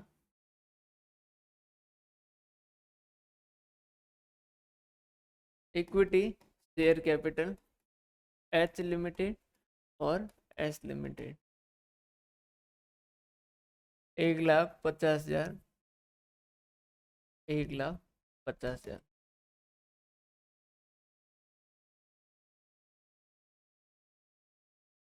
ठीक है भाई, यहाँ तक की बात है। अब देखो, ये जो है 1,30,000, इसके बदले में हमें क्या क्या मिला, इसके बदले में ये एस लिमिटेड के जो है इसमें 2/3 हिस्सा मिला, मतलब कि 1 लाख। ठीक है। तो ये जो है ये इसकी 1 लाख रुपए की इक्विटी शेयर कैपिटल किसको रिप्रेजेंट कर रही है, ग्रुप में ही रिप्रेजेंट कर रही है। उसके अलावा ये जो है और कौन से रिजर्व एंड सरप्लस, ये पुराने वाले, इसका 2/3 जो है कितना हो गया, 13,333 रुपये। ठीक है। ये भी किसको रिप्रेजेंट कर रहा है, ग्रुप को रिप्रेजेंट कर रहा है। तो इस साइड के अंदर ग्रुप को रिप्रेजेंट करने वाली चीजें कितनी कम कर रहे हैं अपन, 1,13,333, और उस साइड से अपन कितनी कम करना चाह रहे हैं, 1,30,000। तो अगर दोनों साइड से इक्वल अमाउंट नहीं होगा लेस, तो उस केस के अंदर क्या हो जाएगा, गड़बड़ हो जाएगी। तो उस केस के अंदर अपन क्या करेंगे, इधर से 1,13,333 कम कर रहे हैं, और यहाँ से 1,30,000 कम कर रहे हैं, तो उसके बदले में यहाँ पर अपन क्या ले आएंगे, गुडविल ले आएंगे कि भाई इसके कारण जो हमारी गुडविल बन रही है कितनी, 16,600 ₹67 कि हमने एक्स्ट्रा पैसा जो दिया है वो किसके लिए दिया है, गुडविल के लिए दिया है। फिर इसके बाद में अगर बात करें तो ये जो है 1,50,000 इसका 2/3 तो हम कम कर चुके, ये 2/3 कम कर चुके। अब इसका जो 1/3 है और इसका जो 1/3 है ये किसको है, माइनॉरिटी का है। कितना हो गया 1,50,000 का 1/3 50,000 और इसका कितना हो गया 66667। इसको अपन क्या करेंगे अलग से लिखेंगे और वो कह रहा है कि ये जो आपके 30,000 है ना इसका भी 1/3 हिस्सा किसका है, मेरा है। तो इसका भी 1/3 मतलब कि 10,000। वो कह रहा है कि मेरे को पूरा का पूरा जो है वो अलग कर दो। अब इसमें इसको कोई दिक्कत नहीं होगी अपने को क्योंकि इसी साइड से कम हो रहा है और इसी साइड से ये कह रहा है कि मेरे को एक अलग करके लिख दो। तो अपन ने क्या कर दिया इसको अलग से माइनॉरिटी इंटरेस्ट करके लिख दिया। कितने से, ये यहाँ से जो 1/3 हिस्सा हटा दिया, यहाँ से 1/3 हिस्सा हटा दिया, यहाँ से 1/3 हिस्सा हटा दिया। ये कह रहा है कि ये जो है सब्सिडरी कंपनी की जो भी इक्विटी शेयर कैपिटल और उसके रिजर्व एंड सरप्लस उसमें से ये मेरा हिस्सा है। तो ये 1/3 हटाओ। तो ये जो 1/3 हटाने के बाद जो इसका टोटल कितना बन रहा है 66666 6 और 7। ठीक है, तो ये जो ये क्या कह रहा है कि मेरे को अलग से लिखो। हमने कहा कि ठीक है कोई दिक्कत वाली बात नहीं है। उसके बाद में ये जो है इसका 1/3 तो माइनॉरिटी वाले लेके चले गए, इसका बचा 2/3। इसने कहा कि मैं अकेला बैठा यहाँ पर क्या करूंगा, तो इसने कहा कि एक काम करो मेरे को जो है इनके रिजर्व एंड सरप्लस पड़े हैं ना इसमें जो 2/3 को ऐड कर दो, मतलब कि ये क्या कर दो ये 20,000 को यहाँ ऐड कर दो। अल्टीमेटली ये पूरा 150 खत्म होगा, ये पूरा 20 एक खत्म होगा, ये पूरा 30 जो वो खत्म होगा। इस 150 जो है इक्विटी शेयर कैपिटल ये दो जगह जाएगा, एक तो कॉस्ट ऑफ कैपिटल के अंदर और एक माइनॉरिटी इंटरेस्ट में। ये जो प्री एक्विजिशन प्रॉफिट है ये दो जगह जाएगा, कहाँ पर, कॉस्ट ऑफ कैपिटल के अंदर और माइनॉरिटी इंटरेस्ट के अंदर। और ये पोस्ट एक्विजिशन प्रॉफिट है ये दो जगह जाएगा, कहाँ पर जाएगा आपका, एक तो माइनॉरिटी इंटरेस्ट और एक कॉन्सोलिडेटेड रिजर्व एंड सरप्लस। इस कारण ये तीनों तो चले जाएंगे और इसकी जगह यहाँ पर एक तो माइनॉरिटी इंटरेस्ट आ जाएगा और इसका बेचारे कि ये जो पोस्ट एक्विजिशन प्रॉफिट का जितना हिस्सा बच रहा है वो जो है वो कहाँ जाके शरण लेगा, वो जो है वो उसके रिजर्व एंड सरप्लस के अंदर जाके शरण लेगा। और इस तरीके से आपकी क्या हो जाएगी कंसोलिडेटेड बैलेंस शीट है वो तैयार हो जाएगी।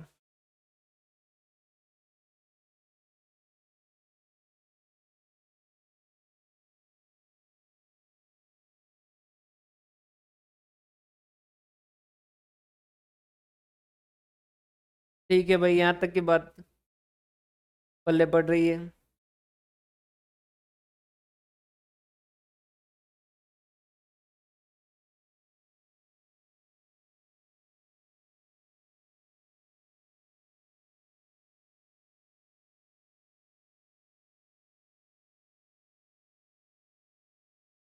यहाँ तक की बात समझ आ रही है।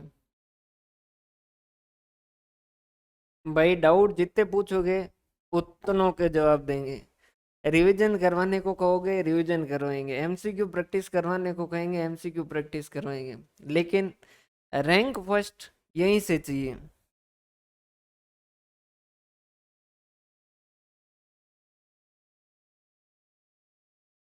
ठीक है, तो सिर्फ पास होने के चक्कर में जो है उसकी तैयारी नहीं करें। अभी अगर आपको लगता है कि 120 तक पहुंच जाएंगे तो रिवीजन के बाद आप यहाँ से खुद कहोगे कि भाई 130 135 हम आराम से स्कोर कर लेंगे। लेकिन रैंक जो है वो आनी चाहिए, यहाँ से ही आनी चाहिए, मतलब यहाँ से ही आनी चाहिए। नहीं तो एक एक एड्रेस निकाल के घर पे आके टांगे तोड़ूंगा, ये चीज ध्यान रखिएगा। और वुमेन एम्पावरमेंट और चल रहा है, चाहे लड़का हो चाहे लड़की हो, दोनों में कोई भी तरीके का भेदभाव नहीं होगा और दोनों को अच्छे से कूटा जाएगा। तो ध्यान रखें, टारगेट अगर आपका 140 का है तो उसे 165 या 170 रखें कम से कम, और उसके हिसाब से ही तैयारी करें।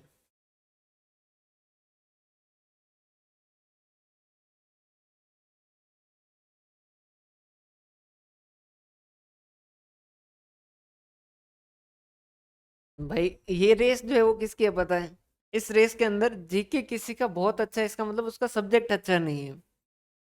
ध्यान रखिए यहाँ पर कोई जीके का मारती जो रैंक नहीं लाएगा, यहाँ जो अच्छे से मैनेज करेगा ना वो रैंक लेके आएगा।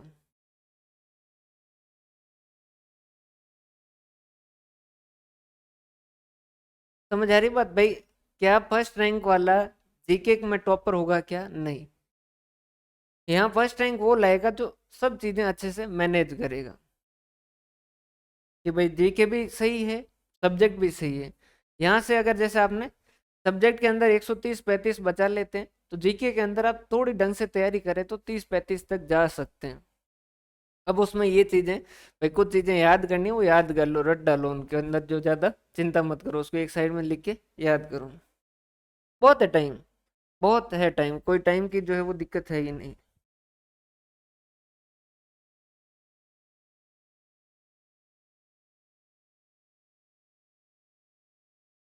टाइम जो है वो बहुत है।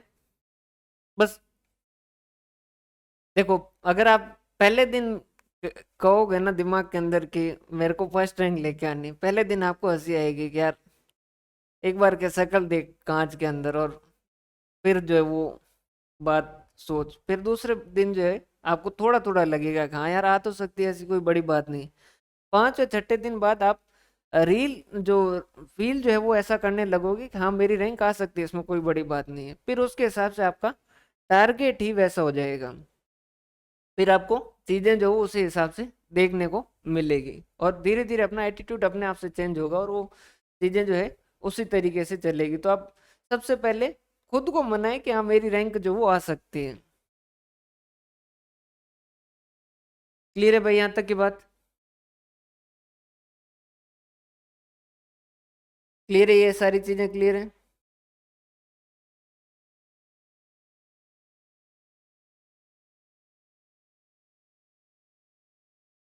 जीके वाला टॉप नहीं करेगा अल्टीमेटली, सब्जेक्ट जो है वो भाई 50 नंबर के अंदर किसी ने महारत हासिल कर लेगा जीके के अंदर, तो सीधी सी बात है फिर उसका सब्जेक्ट कमजोर होना ही है। तो मैनेजमेंट जो अच्छा करेगा ना, अल्टीमेटली 200 में से नंबर लेके आने, 50 में से नहीं लाने और नहीं 150 में से लाने, 200 में से जो सबसे ज्यादा नंबर लाएगा वो रैंक लेके आएगा।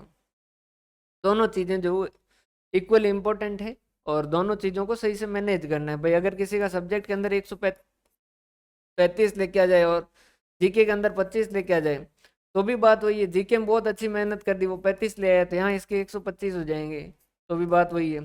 जीके में और ज्यादा अच्छे से मेहनत कर दी, 40, यहाँ इसके जो 120 हो जाएंगे। आखिर अल्टीमेटली टाइम सबके पास ही वही है।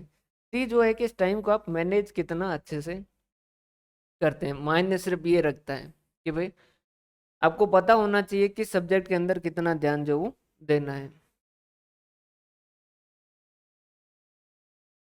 ठीक है, यहाँ तक की बात क्लियर है? अब इसके बाद में आगे चलें।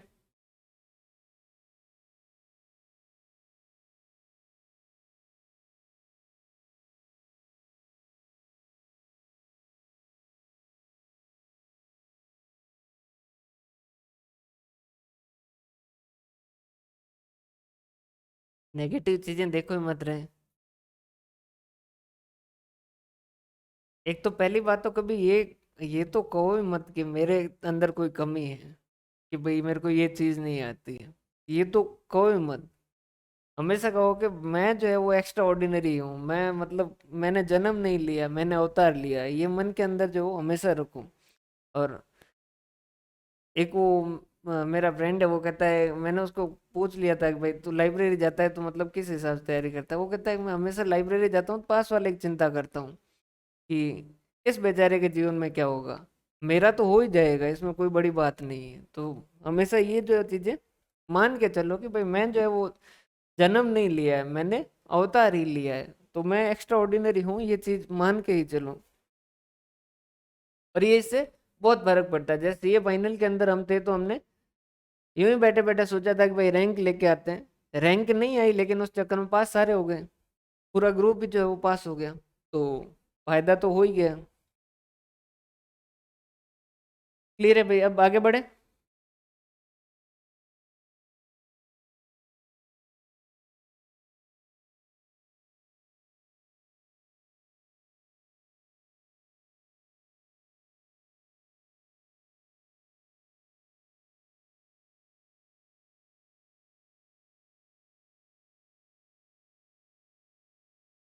बिल्कुल।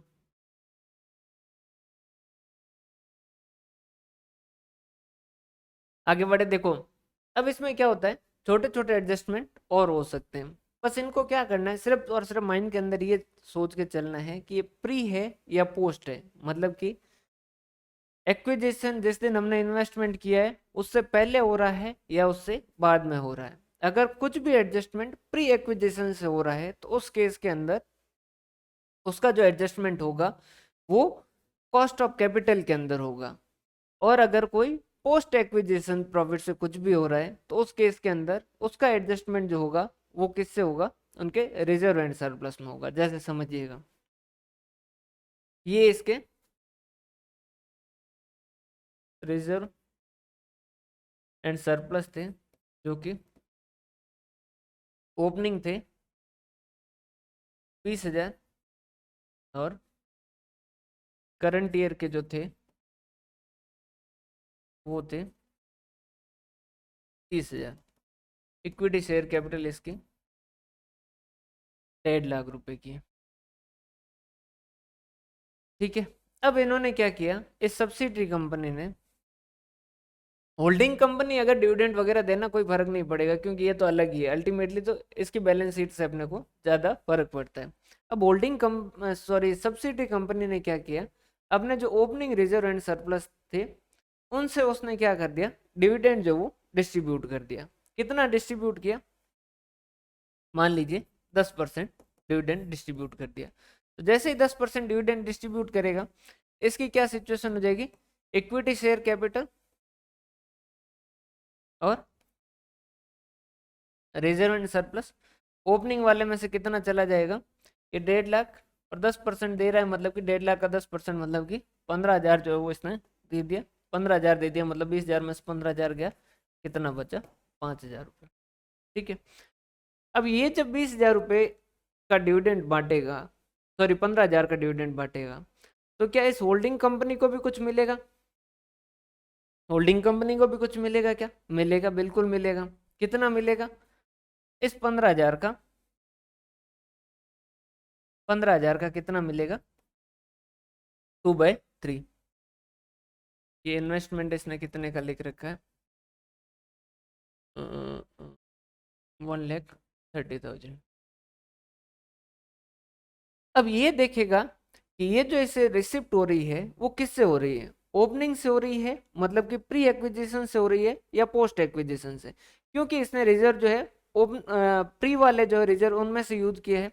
तो प्री वाले में से अगर कुछ भी रिसिप्ट होगा तो वो क्या होगी, कैपिटल रिसिप्ट होगी। क्यों, क्योंकि ये रिजर्व कौन सा था, एक तरीके का कैपिटल प्रॉफिट था। तो कैपिटल प्रॉफिट में से कुछ भी डिस्ट्रीब्यूट होगा तो उसे हम क्या कहेंगे, होल्डिंग कंपनी क्या मानेगी, कैपिटल रिसिप्ट मानेगी। और उसके कारण इसकी एंट्री किस तरीके से करेगा, इसकी एंट्री जो वो ये करेगा, बैंक अकाउंट डेबिट टू क्या, अब मैं आपको दोनों में से ऑप्शन दे देता हूँ, आपको समझदार जवाब दे देंगे। थोड़ी तारीफ आपकी भी बनती है, नहीं तो आप कहोगे सर खुद के कर रहे हो, बहुत देर हो गई तारीफ।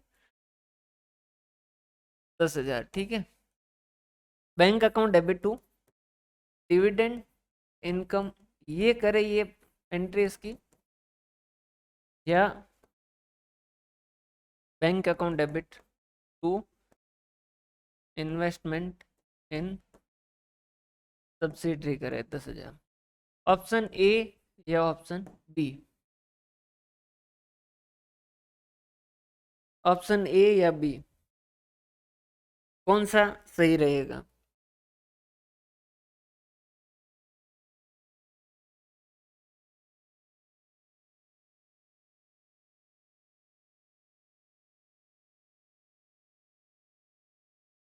ऑप्शन ए वाली एंट्री जो वो होनी चाहिए या ऑप्शन बी वाली एंट्री होनी चाहिए।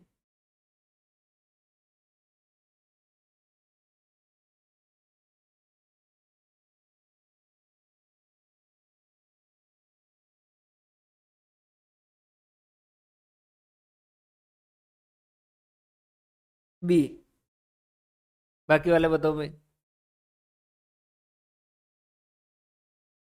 बी, देखो हो गए समझदार। कारण क्या है, क्योंकि ये ओपनिंग वाला जो है वो कैपिटल रिसिप्ट है। तो उन्होंने, अपन नॉर्मली ये कॉन्सेप्ट पहले से ही जानते हैं कि भाई कैपिटल रिसिप्ट से जो भी होगा तो वो क्या होगा, एसेट से एडजस्ट होगा, और इस कारण जो है वो आपका सीओसी वगैरह किसी पे फर्क भी नहीं पड़ेगा। अब जब आप कॉस्ट ऑफ कैपिटल कैलकुलेट करोगे तो क्या कहोगे, carrying amount of investment, carrying amount of investment कितना, अब 31 या 120, 120, ठीक है, लेस क्या कहोगे, इक्विटी शेयर कैपिटल के अंदर हिस्सा 1,50,000 इंटू 2/3, जो कि 1 लाख,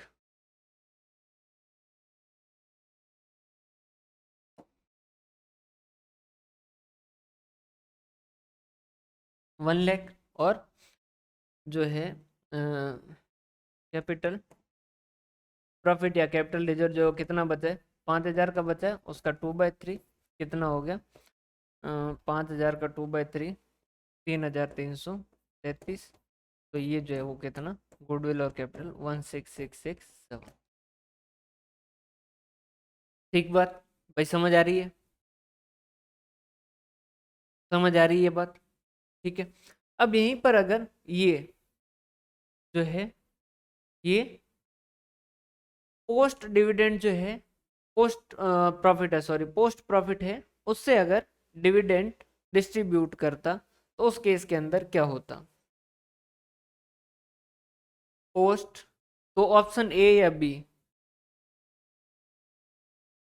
अगर ये ओपनिंग से नहीं करके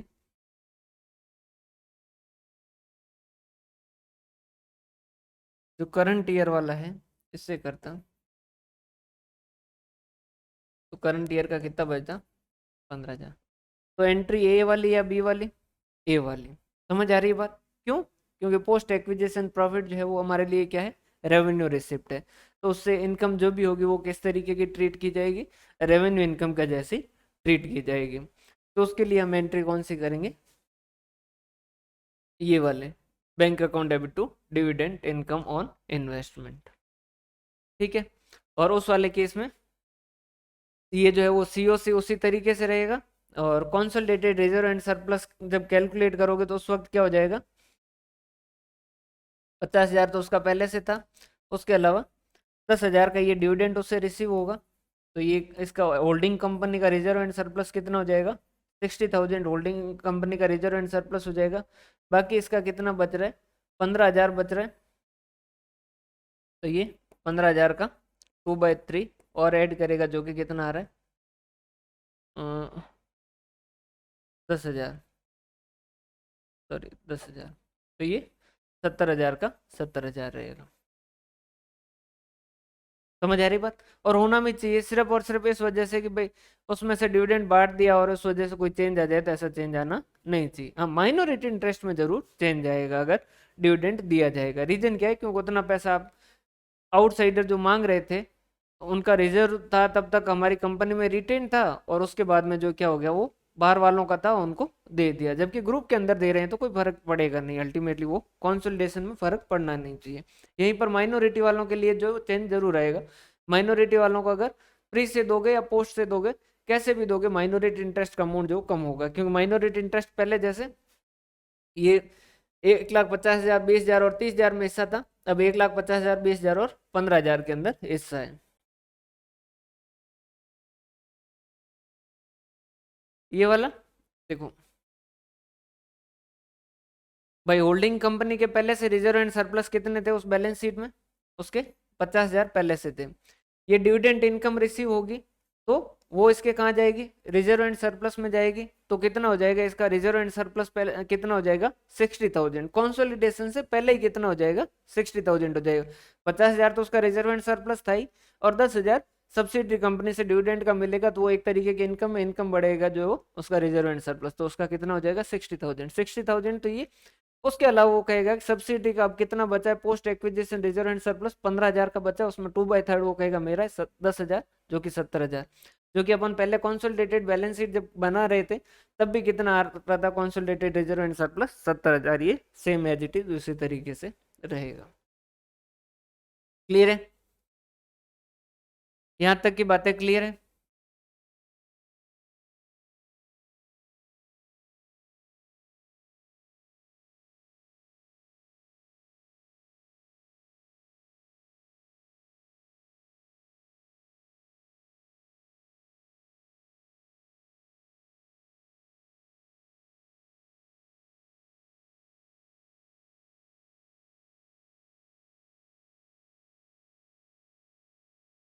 ओपनिंग 20,000 और करंट ईयर का 30,000 इन्वेस्टमेंट।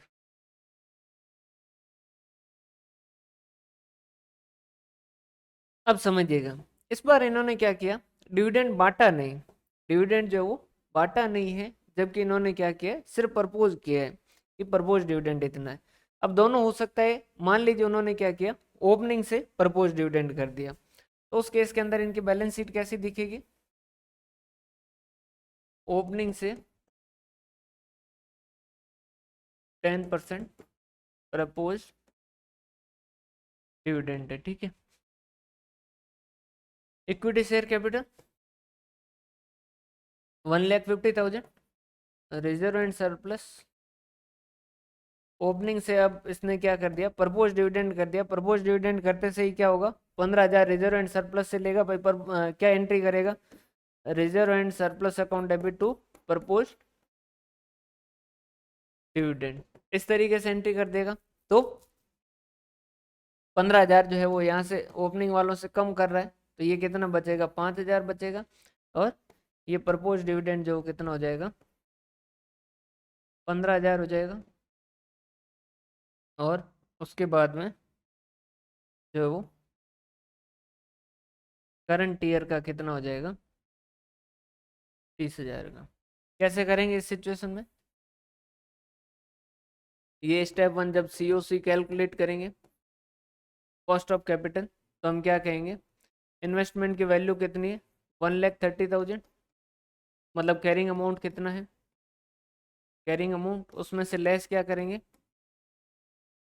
इक्विटी शेयर कैपिटल 1,50,000 का 2/3 जो कि है 1,00,000, और कैपिटल रिजर्व या प्री एक्विजिशन रिजर्व जैसे कहेंगे, वो कितने बचे इनके, 5,000 इंटू 2/3 कितना हो गया, 3,333। क्या प्रपोज डिविडेंड लिखेंगे क्या, क्या प्रपोज डिविडेंड लिखना चाहिए या नहीं लिखना चाहिए भाई, क्या प्रपोज डिविडेंड लिखना चाहिए या नहीं लिखना चाहिए,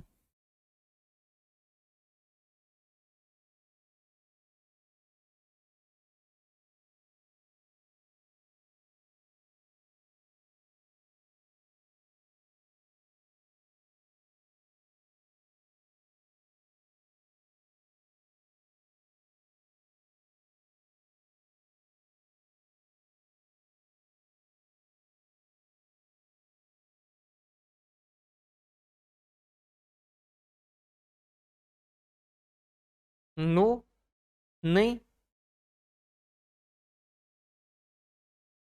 क्यों भाई, क्या हुआ इससे, आपके जो है वो दिक्कत कहाँ हो गई, प्रपोज डिविडेंड क्यों नहीं लिखना चाहिए भाई, ये जो प्रपोज डिविडेंड है, इसमें से 2/3 हिस्सा तो किसका है, इसी का है।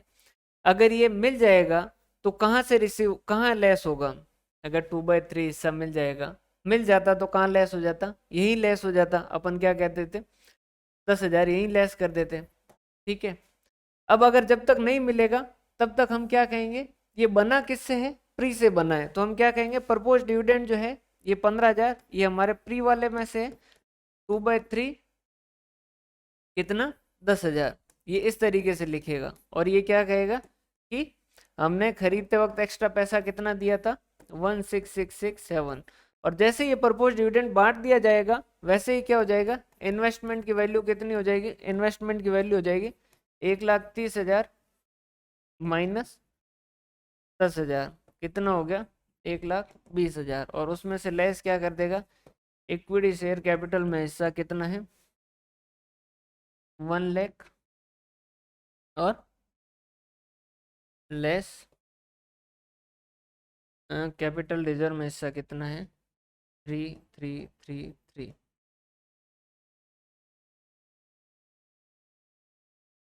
और आप खुद लॉजिकल सोचिए कि क्या ऐसा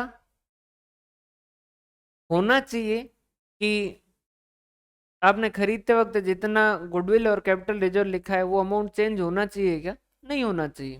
समझ आ रही बात भाई? उसमें से कुछ चेंज होना बनता है क्या? नहीं बनता है।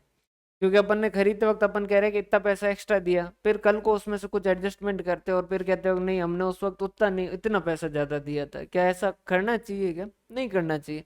जब तक प्रपोज है तब तक ये यहाँ रहेगा। जैसे ये प्रपोज प्री एक्विजिशन वाला प्रपोज जो पे कर दिया जाएगा, वैसे ही क्या हो जाएगा, इसमें से लेस हो जाएगा। क्या इससे यहाँ तक की बात समझ आई?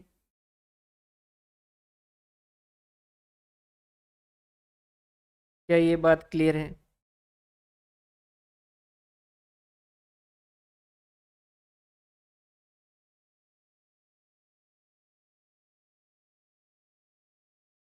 अब इसमें किसी के मन में ये आ सकता है कि सर शायद आप बोल रहे हैं कि जो रिजर्व एंड सरप्लस है वो तो हमारे रिजर्व है, लेकिन प्रपोज डिविडेंड जो है वो हमारी लाइबिलिटी है। हम मानते हैं, कोई उसमें दो राय नहीं है। लेकिन ये जो प्रपोज डिविडेंड जो 10,000 है, ये मिलेगा किसको? ग्रुप में ही मिलेगा। तो क्या ये अल्टीमेटली लाइबिलिटी बनेगी क्या? नहीं बनेगी। ये आज अगर, या तो आज जो है वो मिलेगा या कल मिलेगा। अगर नहीं मिला है तब तक अपन यहाँ लेस कर रहे हैं, जैसे ही मिल जाएगा वैसे ही अपन क्या कर देंगे, इन्वेस्टमेंट की कैरिंग कॉस्ट से कम कर देंगे। सेम ही आनी चाहिए, सेम ही आनी चाहिए। समझ आ रही बात? भाई प्री एक्विजिशन प्रॉफिट और वगैरह सारे जो है उसके अंदर क्या चेंज आना चाहिए क्या? नहीं आना चाहिए। मतलब कि गुडविल और कैपिटल रिजर्व में क्या चेंज आना चाहिए क्या? नहीं आना चाहिए। हम कह रहे थे कि 1,30,000 के बदले में हमने जो 1,13,333 की असेट ली है, इस वजह से हमने 16,666 रुपये जो वो ज्यादा दे दी। अब इसमें से कुछ वो बांट देगा तो अपन क्या कर देंगे, इन्वेस्टमेंट की कैरिंग कॉस्ट कम कर देंगे। नहीं बांटेगा और वो साइड में कर देगा तो हम कहेंगे कोई बात नहीं, हम साइड से जो लेस कर देते हैं। वो कह रहा है कि ये पहले ओपनिंग, जो पहले क्या लिखा था, ये ओपनिंग पूरा 20,000 लिख रहा था। अब इस ओपनिंग के उसने क्या किया, इसी ओपनिंग के ही तो दो टुकड़े किए हैं। इसी ओपनिंग के ही तो दो टुकड़े किए हैं कि भाई ये 5,000 ओपनिंग वाला बचा और बाकी का 15,000 जो क्या कर दिया, इसने प्रपोज डिविडेंड लिख दिया। अपन कोई बात नहीं, दो बार लिख देंगे कि ये 5,000 का 2/3 भी है और ये 15,000 का 2/3 भी है। फिर इस 15,000 को बांट देगा, बांटते से ही क्या होगा, ये हमारी एक तरीके की कैपिटल रिसिप्ट है, इस वजह से ये इन्वेस्टमेंट की कॉस्ट से कम होगा। तो अपन क्या कर देंगे, 1,30,000 में से 10,000 ये कर देंगे। तो हमारे इन्वेस्टमेंट की कॉस्ट कितनी हो जाएगी, 1,20,000। और फिर उसमें से कहेंगे इक्विटी शेयर कैपिटल में हिस्सा कितना है, 1,00,000 रुपीज। और कैपिटल रिजर्व में कितना है, 33,333।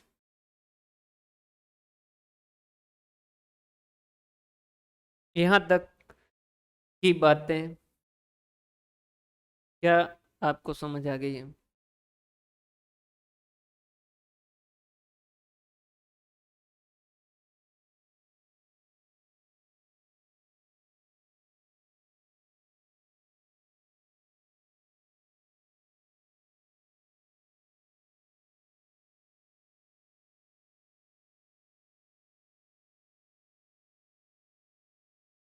यहाँ तक में कोई डाउट हो तो बताइए।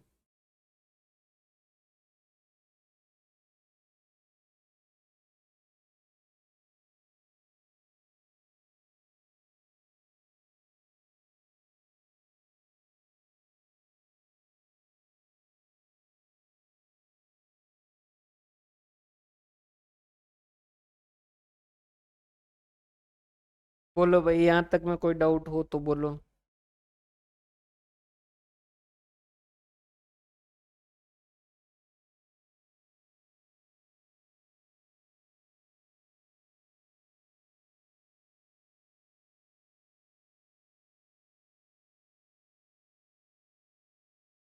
इतने ज्यादा नहीं है।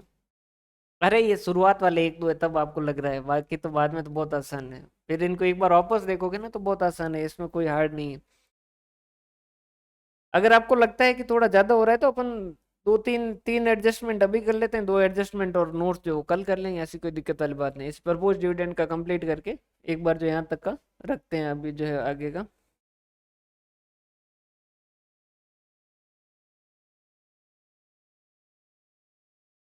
बस ये प्रपोज डिविडेंड वाला जो है ये पूरा कर लेते हैं ताकि आपको पूरा समझ आ जाए, फिर उसके बाद में आगे नहीं करेंगे। ये एच लिमिटेड है, ये इन्वेस्टमेंट है, ये 1,30,000 है, ठीक है। ये एस लिमिटेड है, और ये इक्विटी शेयर कैपिटल 1,50,000, और रिजर्व एंड सरप्लस जो कि इसका ओपनिंग का था 20,000, और करंट ईयर का जो था 30,000, इसमें से 15,000 उसने क्या कर दिए, प्रपोज कर दिए। करंट ईयर से जो 15,000 क्या कर दिए, प्रपोज कर दिए।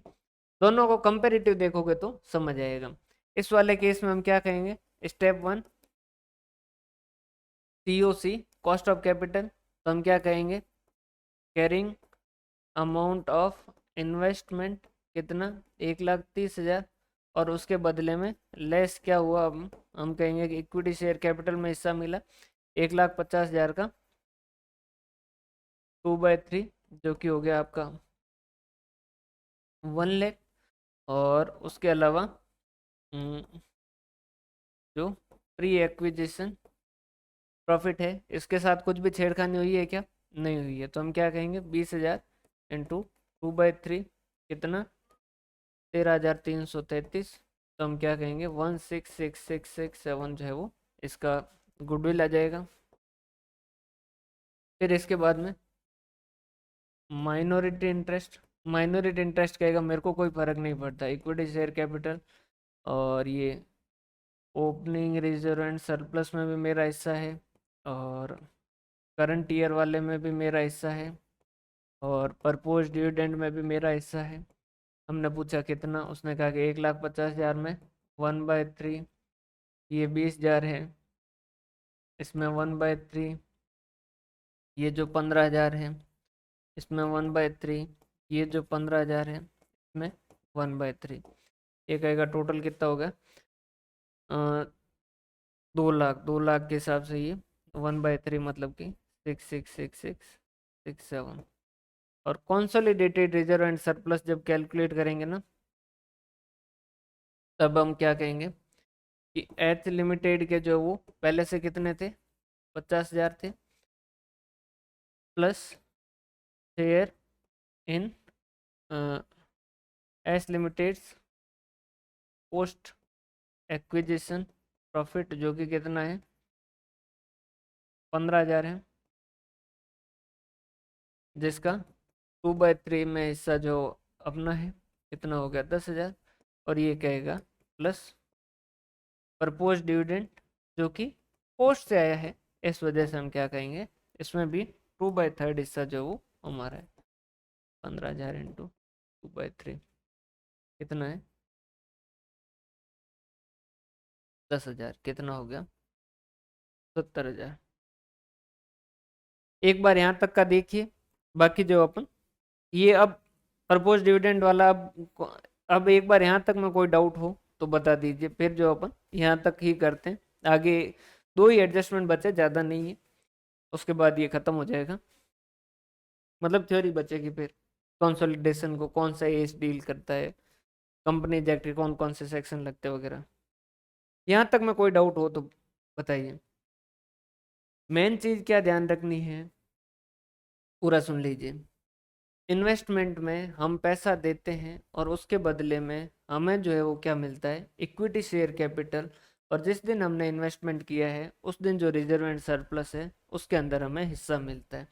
तो हम क्या कहते हैं कि अगर हमने उसमें एक्स्ट्रा पैसा दिया तो गुडविल का दिया है, और कम दिया है तो हमने कैपिटल रिजर्व होगा। अगर हमारे प्री में से कुछ भी डिविडेंड कल को बांटा जाता है और हमें रिसीव होता है तो हम क्या करेंगे, हमारे इन्वेस्टमेंट की जो कॉस्ट है उससे कम कर देंगे। अगर उन्होंने डिविडेंड बांटा नहीं है और सिर्फ प्री वाले से प्रपोज कर के रख दिया है, तो उस केस के अंदर हम क्या करेंगे, इस प्रपोज डिविडेंड को भी, क्योंकि प्री एक्विजिशन से साइड में करके रखा है, तो ये इसे एक तरीके से प्री एक्विजिशन प्रॉफिट जैसा ही माना जाएगा, pre acquisition reserve and surplus जैसा ही माना जाएगा। क्योंकि पहले ये 20,000 एक साथ लिखा था, अब क्योंकि बांटा था नहीं तो इसमें से 2 हिस्से कर दिए कि 5,000 तो रिजर्व में रखा है और 15,000 जो प्रपोज डिविडेंड में। तो 5,000 का भी 2/3 और 15,000 का भी 2/3। क्लियर है। अगर पोस्ट एक्विजिशन से, अब आती है बात पोस्ट एक्विजिशन के प्रॉफिट की। पोस्ट एक्विजिशन के प्रॉफिट में से जो भी हिस्सा मिलेगा वो अल्टीमेटली क्या होगा, उनके लिए इनकम होगी। अगर डिविडेंड बांट दिया जाता है तो वो अल्टीमेटली क्या करेंगे, bank account debit to dividend income लिखेंगे और होल्डिंग कंपनी के रिजर्व एंड सरप्लस में जाके वो ऐड हो जाएगा सीधा ही। अगर वो बांटे नहीं और सिर्फ क्या करके रख दे, परपोज डिविडेंड करके रख दे कि बांट रहे हैं, तो उस केस के अंदर भी हम क्या कहेंगे कि ये जो अभी post acquisition reserve and surplus थे उसके दो हिस्से हैं, एक तो रिजर्व एंड सरप्लस के रूप में पड़ा और एक परपोज डिविडेंड के रूप में पड़ा है। तो हम उन दोनों को जो उसी तरीके से जो ट्रीट करेंगे, हम कहेंगे 50,000 तो जैसे अपने हैं, उसके अलावा पोस्ट एक्विजिशन 15,000 बचे, उसका 2/3 तो है जो है ही हिस्सा, और उसके अलावा इस पोस्ट एक्विजिशन से 15,000 साइड में और कर दिए जो कि परपोज डिविडेंड के रूप में, जिसका भी 2/3 हमारे अल्टीमेटली कल को मिलेगा, जब भी मिलेगा वो क्या होगा, इसके अंदर ही जाके जुड़ेगा। यहां तक में कोई डाउट हो तो बताइए।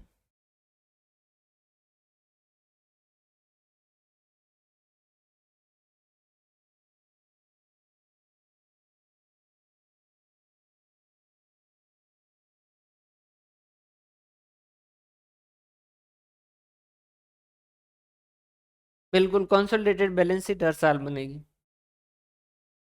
यहां तक में कोई डाउट हो तो बताइए भाई।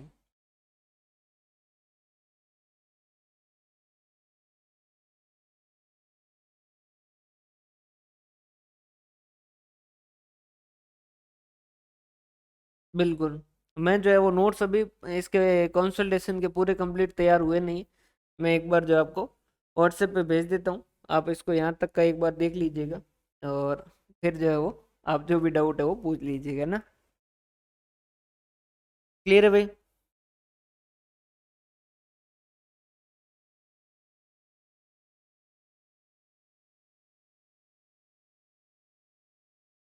क्लियर है, तो यहाँ तक का एक बार देखिएगा, और बाकी जो है वो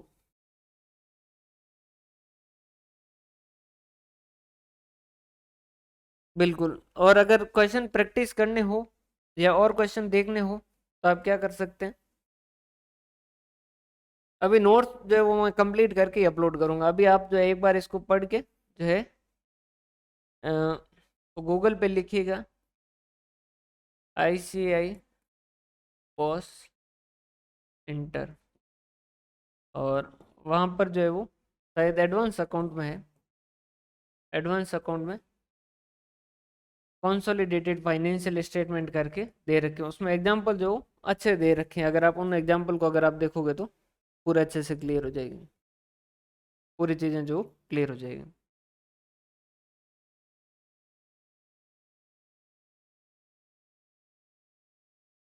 ठीक है भाई, तो यहाँ तक का एक बार देखिएगा, और कोई डाउट आए तो भेज दीजिएगा। कंप्लीट करें।